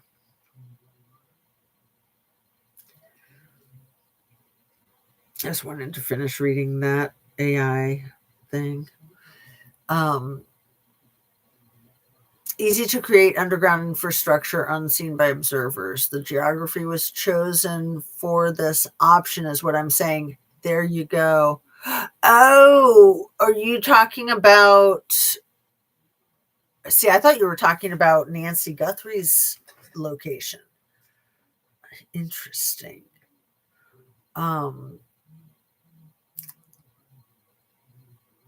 Therefore, similar areas would also work, like national parks, tourist gatherings, the unusual patterns from other cases, like Sun Valley in southern Idaho, Icky. Tunnels, all large cities in USA for sure have tunnels beneath the streets in between the rich houses from Gilded Age, not just in East Europe, all over. Right. Thank you, Billy Darling. Exactly. REPDF psychology, they don't seem to mind what gender as is about the PDF's perspective control and sadism. And yeah, I wanted to mention more of the red flag Donnie stuff. Let me finish this real quick too.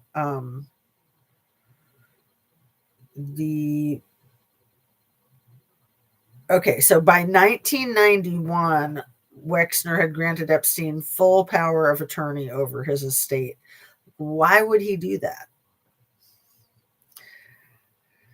The prenup, Little E supervised all the drafting of the couple's prenup prior to their wedding in 93.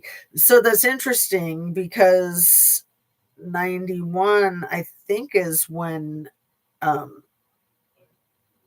he met. Let's see. Wait. Okay. This is hilarious. The AI has a different answer this time. It has been reported that Jeffrey Epstein played a key role in the early relationship between Abigail Wexner and Leslie Wexner, including reportedly introducing the two. That's what I asked, and it said no, but now it's admitting it. See, is that some of like the scrubbing kind of stuff? Because maybe I asked it slightly different words. I thought I was doing the exact same. So he did introduce the two before they got married in 90. They got married in 93. Recent investigations and unsealed documents highlight the depth of Epstein's involvement in their personal lives during that period. By 91, Leslie Wexner had granted Epstein full power of attorney. But see, I think he had just met Abigail in 91. So that was probably like, how was he going to wear the beard without losing any of his estate to her, right?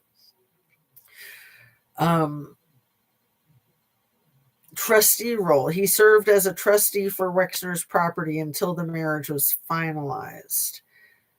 Despite this early closeness, draft letters discovered in recent Epstein files suggest that the relationship soured later, with Epstein claiming that Abigail had asked aggressive questions and made false accusations against him. What, like being his lover? Oh, too funny. So this will be interesting. What was it, the 18th? So Saturday is Valentine's Day. Tomorrow's Friday the 13th. And then 15th is Sunday. 16th is Monday. So Wednesday next week. So, red flag Donnie. Let's focus on some red flag Donnie crap. R.E. Miss Nancy botched investigation and case doesn't make sense. Blessings to Nancy and family. Yeah. So, like, to me, the number one red flag with Donnie that is pretty much exactly like Scammy, Billy Darling, and anybody else who's listening, thanks for being here. Just like how Scammy tried to pretend she was like best friends with Kylie when that wasn't the case. And now Donnie's trying to pretend that he's always liked Savannah, that they've been tight, when that's complete opposite of the truth. Is pretty much the complete opposite of the truth with Scammy too.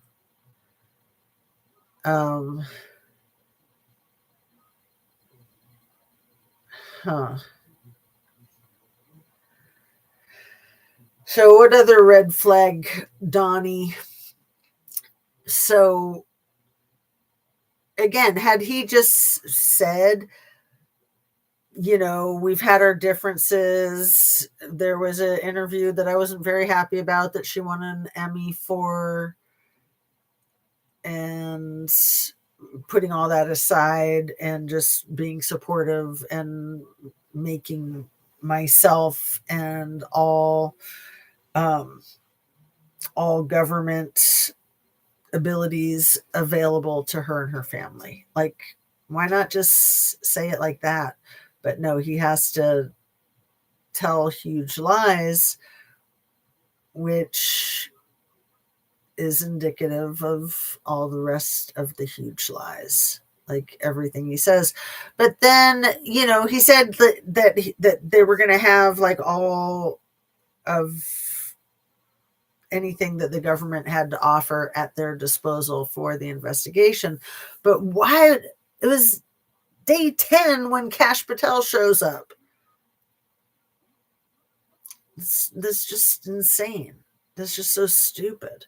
So he showed up the same day that those still shots and videos were released of the Ring doorbell cam. And they really haven't explained how they got those, which my guess is that they might have gotten them from the cloud, but that it shouldn't have taken that long. It shouldn't have taken 10 days to get that from the cloud.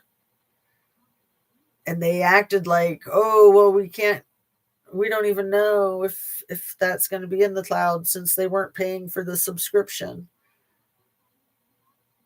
It's just so crazy. It's so crazy. And it's like, it's hard to trust any of it. It's hard for me to even trust that they weren't paying the subscription. Like, why would they not be paying the subscription? Why would they not?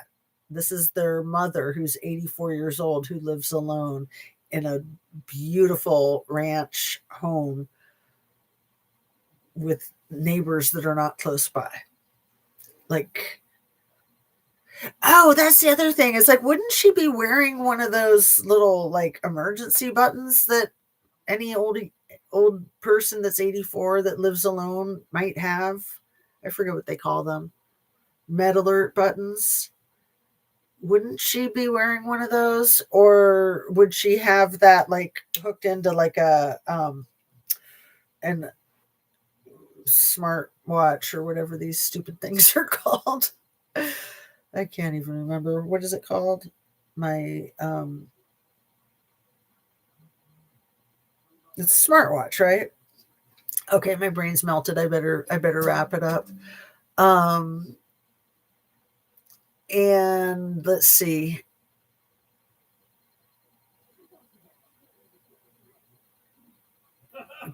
Kylie Mae Rodney case, her traits are wildly coveted as seen in other high-profile, sensationalized, advertised, perhaps John Bonet Ramsey, Elizabeth Smart, Maddie McCain, etc., etc.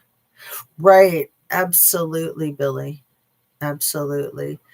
Um, E-Files, it seems E wasn't the boss, but the manager of the procurers and of data collection. And we know T Sr. ran brothel, so his kids were also groomed.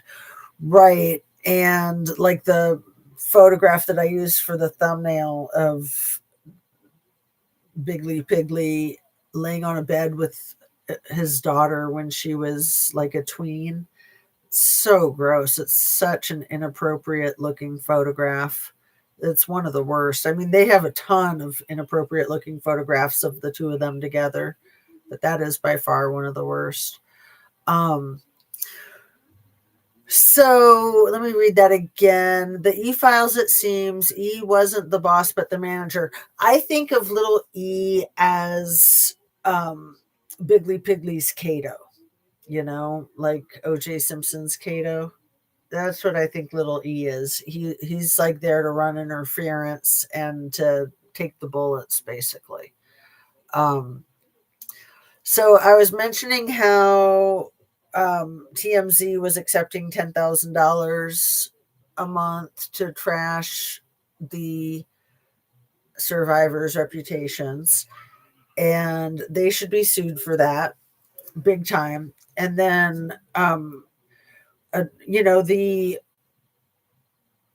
the West Palm Beach County Sheriff's Department, they were paid over $100,000 a year from Jeffrey. He would donate six figures to them every year. And then you have, this is new from the E-Files, $30,000 that little E would pay to the head of the gynecology department at Ohio State University Wexner Medical Center. He would pay that man $30,000 a year quarterly, so about $120,000 a year to consult, to be a consultant. So was he consulting about fertility? Was that part of the baby farming? Like, what the F would he be consulting about? That's just effing crazy. But it's so gross.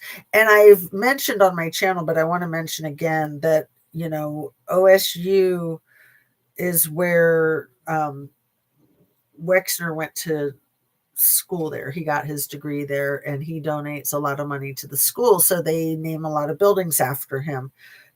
Epstein donated a lot of money to them as well. He did not go to school there, and he does not have buildings named after him, but the students and the alumni have been petitioning the school to take Wexner off of all of their buildings, and fingers crossed. Before we wrap up, this was another red flag, Ronnie, red flag, Donnie.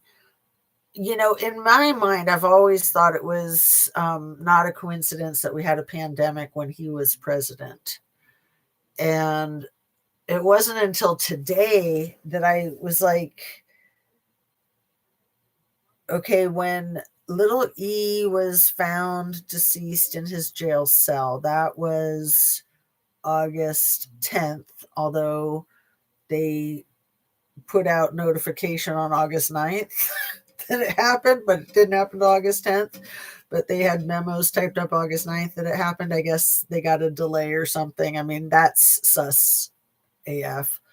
That was August of 2019. And then remember, it took like a year for them to locate Jiz, which, why would it take the government a year to locate her? No, they weren't trying, in my opinion. But in the middle of that year, from the time that little E was arrested and then whatever Epstein, then, you know, December, you get the coronavirus. Can't even speak. Coronavirus. So that was December, you know, in whatever lab in China, allegedly. And then, you know, we got hit with it hard. I think it was like mid-March. And like, I've always been suspicious of it in general. But now I'm thinking, did that have something to do with the secrets coming out about Trumpstein? Like, could it? That's insane. So then Jizz was finally located about a year after little E was Epstein. So that was like 2020. And then it took 2 years before she was sentenced. But right prior to her sentencing, in the fall of 2021, was when Ivana's lover passed away, and he was 49 years old. And he had like 3 deadly things going on. Like he had cancer. I forget. Let me look on my my artificial intelligence. But you know, some kinds of cancer can be caused by poisoning. So what I want to talk about, what I don't want to forget to talk about, the whole like train of thought that I'm trying to have right now, is around the lab in Vegas with the Ebola, the coronavirus, and HIV and some other stuff. Did you guys hear about that lab? Billy, you probably have. Let's see. What was I going to look up? Help. My brain's totally melting. It's not that late. It's only 10 o'clock. The things that Ivana's lover died from. What did Ivana Trump's boyfriend die of in the fall of 2021?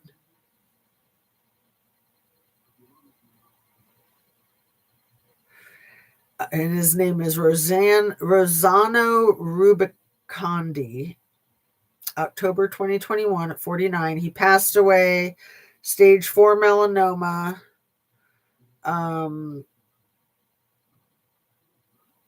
Burst a vein in his lungs.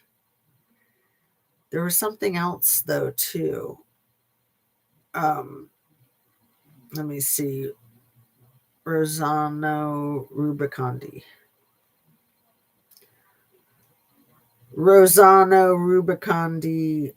illness. I think it was like something with his liver. And he also had suffered a fall. He'd been battling cancer for about a year. He had a ruptured vein in his lungs. And yeah, it's just weird because it was like 3 things. It's not even saying all of them. I think there was something going on with his liver. But anyway, he was only 49. So that was 2021. And then a couple of months later,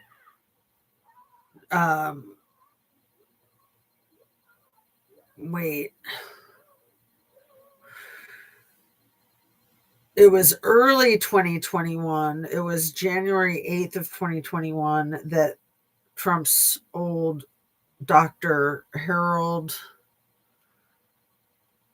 Bornstein, died at a location unknown and cause unknown. He was 72. Let's see.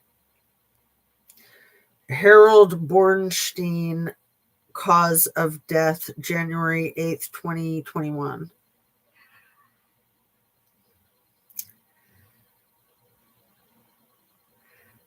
'73. The place and cause of death not disclosed. He had 5 kids.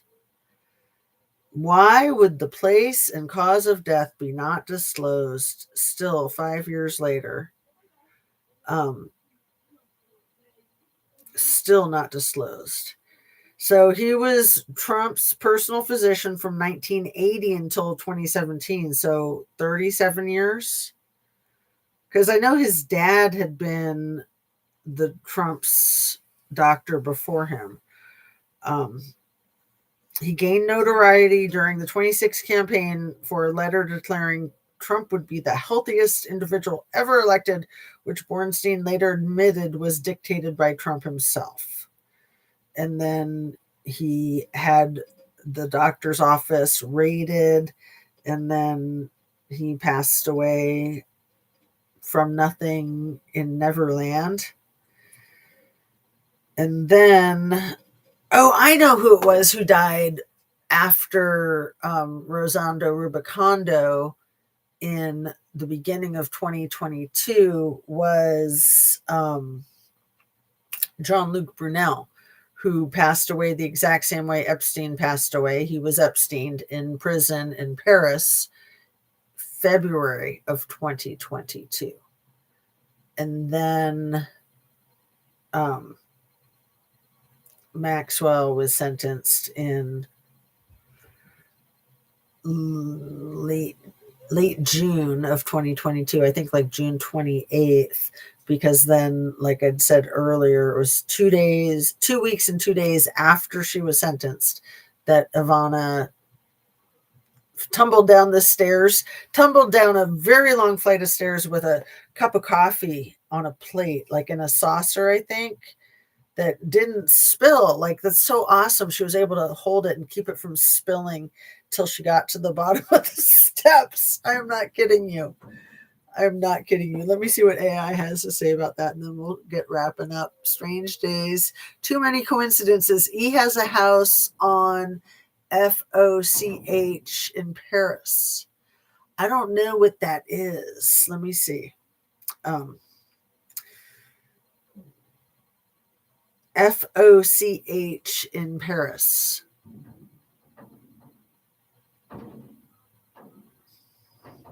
Do you hear that? That's the kitty cat outside the window.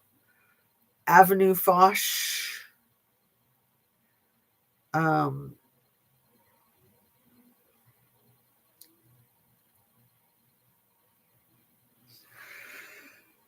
Okay, it looks beautiful.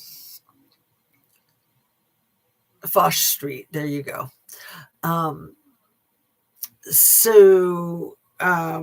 What was I looking up before we're going to wrap?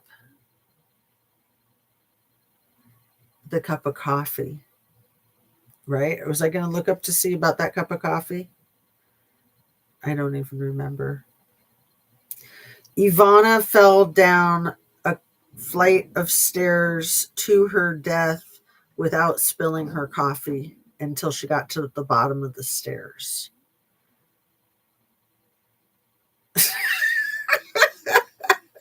This sounds like a riddle, AI says. The answer is she was carrying an empty cup, or the coffee was frozen.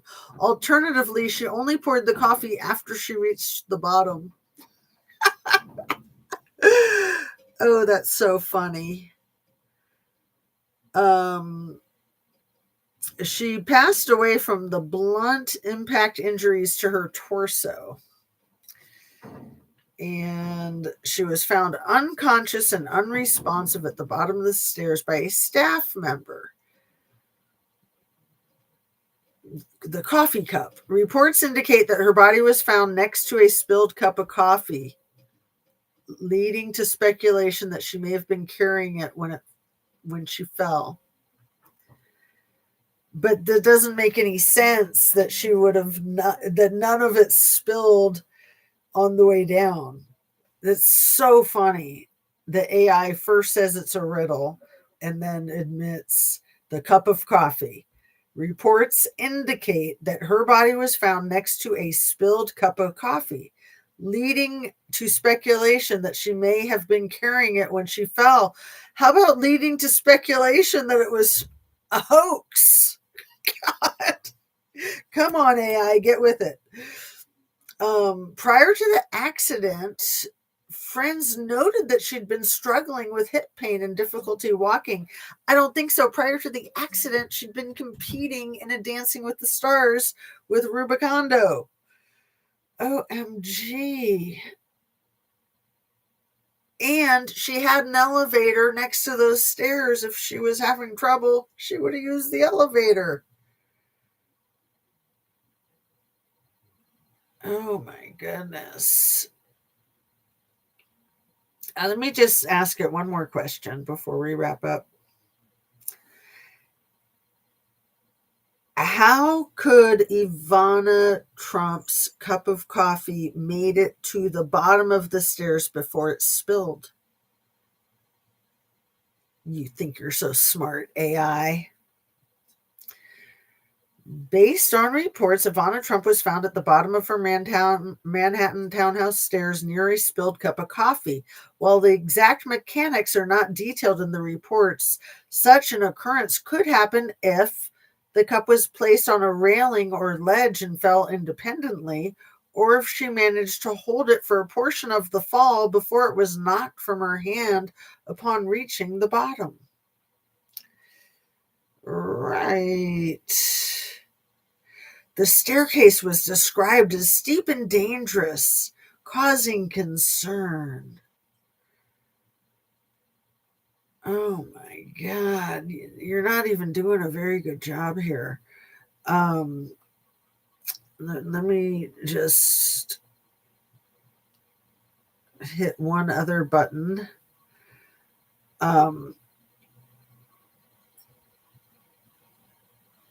While the exact physics of the cup's path were not detailed in official reports, investigators and experts have suggested several possibilities for why it ended up near her. Holding the cup during the fall, it is widely believed she was carrying the coffee cup when she began to fall. If she held on to it or if it remained in her grip as she fell, it would have traveled with her to the bottom. But it would have been spilling. Did these people never carry a cup of coffee? I spilled my cup of coffee this morning when I wasn't even walking. I was sitting. Falling together. Fall injury experts noted that Trump likely rolled down the stairs, hitting each step as she went. In such a scenario, any object she was carrying would likely tumble down alongside her. So, right. So she had all those blunt force injuries to her torso, meaning that she rolled down the stairs, but somehow she magically, centrifugal force, I guess, kept the coffee in the cup until she got to the bottom. Her staircase was described as treacherous and steep. Objects dropped at the top often slide or roll directly to the base. Okay. Well, this is a relief. The New York City medical examiner confirmed that it was an accident and no foul play. Thank goodness, because you always know that you can trust the medical examiner, right, Billy? OMG. Anna Bees. I know. How dare him do that to his kids? One of the content creators that I watch said, and she knew Trump. She worked with him, and she's one of the people that sued him. She said that she believed that he did that to their mother to let them know how to behave during the depositions too. And that she didn't think that he would bat an eyelash from doing that to any of the kids if need be. That's just her opinion. Like I said, she used to be tight with him and then she sued him. So that man has sued people, I think, over 4,000 times. Like, What an effing mental case. Could he just stop for a minute? He just can't stop himself. Everything about him is a red flag. And then that red tie that is like so long. He wears the most ridiculously longest tie in the world. I got to tell you, this is silly, but seriously, like I'm so relieved when I see him in a tie that's not red. It's like a breath of fresh air. It's ridiculous. He's obsessed with those long red ties that like cover his tiny mushroom. Sorry, I had to say it. It's getting late. Billy, that's not possible because gravity and physics. Come on, be a little more creative in your logic, girl. Pain, aka slow poisoning. Who's slow poisoning? Are you? Oh, the coffee. Tea's coffee. Staircase is huge. Yeah, it is a huge staircase, which is why she had an elevator next to it. Because, yeah, sometimes you just wouldn't want to go up those stairs.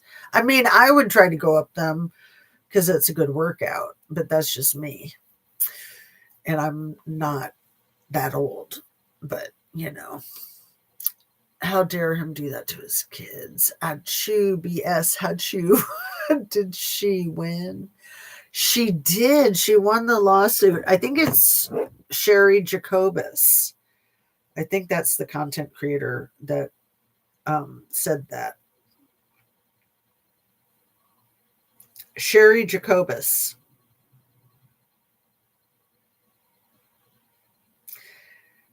So, yeah, so she sued him in 2017. So she was a Republican political strategist and commentator who became a prominent critic of DJT and launched legal action against him during the 2016 campaign. The key events of the conflict in 2015, Jacobus met with DJT campaign manager Corey Lewandowski to discuss a potential job, but she decided not to pursue the role. Later, after she began criticizing DJT on television in early 2016, Trump and Ladowski claimed that she begged for a job, was rejected, and subsequently went hostile. In April 2016, she filed a $4 million defamation lawsuit against Trump and his campaign, alleging their public comments damaged her professional reputation. January 2017, a New York judge dismissed the lawsuit, ruling that the tweets in question were rife with vague and simplistic insults and constituted opinion rather than fact. I thought she won. Let me see. Online harassment. Following the dispute, Jacobus alleged she was targeted by a virtual mob of Trumpster Fire supporters, including receiving harassing and vulgar messages. FBI investigation.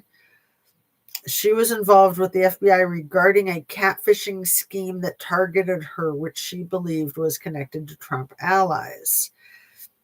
She left the Republican Party after Trump's nomination in 2016 and has since worked in support of Democratic causes and frequently criticizes Trump. So I thought she won. Did Sherry Jacobus ever win a lawsuit against Trump?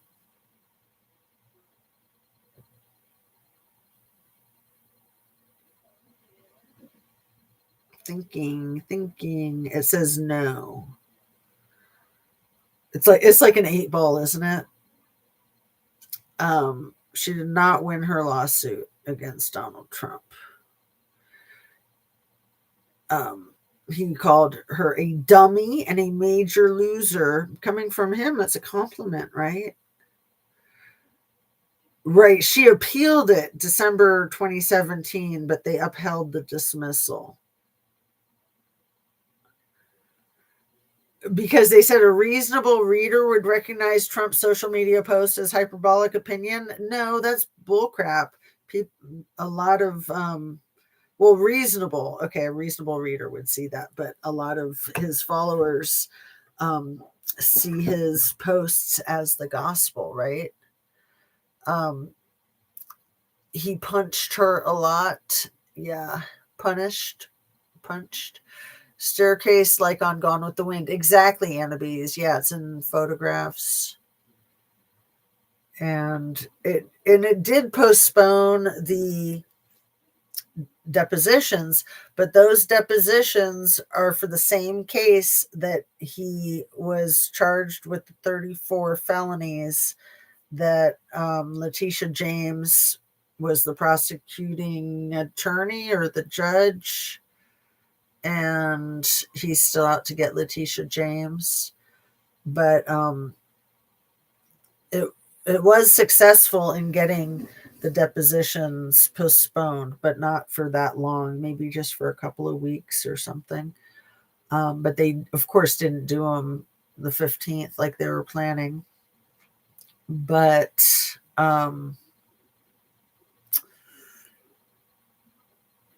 Sherry, when she talked about this, Sherry Jacobus, she believed that Ivana was going to be deposed also. And I'm wondering if maybe we're both right, that maybe she wasn't going to be deposed, but that he did need to silence her around this stuff.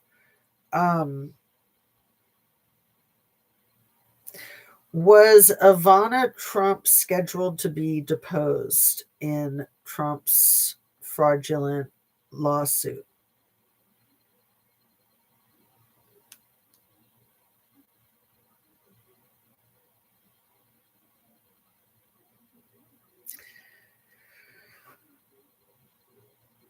So, yeah, it says that she was not scheduled to be deposed, but Sherry Jacobus said that she was. She said that all four of them were, and I thought she was incorrect, but I'm wondering if she might have been kind of confused about something else that, like I said, that he needed to silence her.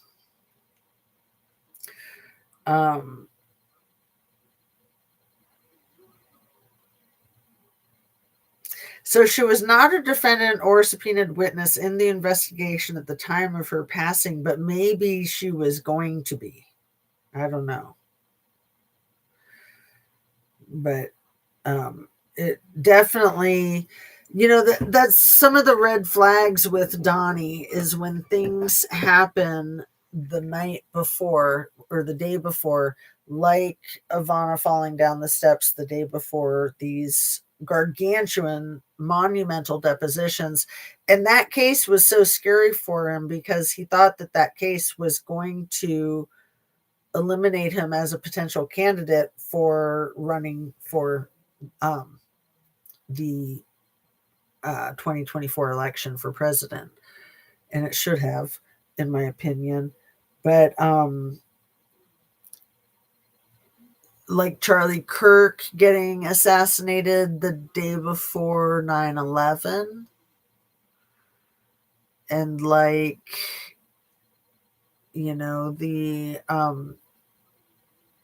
videos and still shots of the intruder in the Nancy Guthrie case being released the day before Pamela Bondi is scheduled for questioning.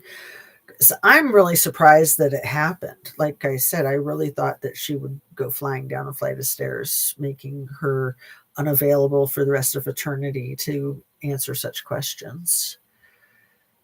It's just nuts. But there's more stuff that happens like the day before something big.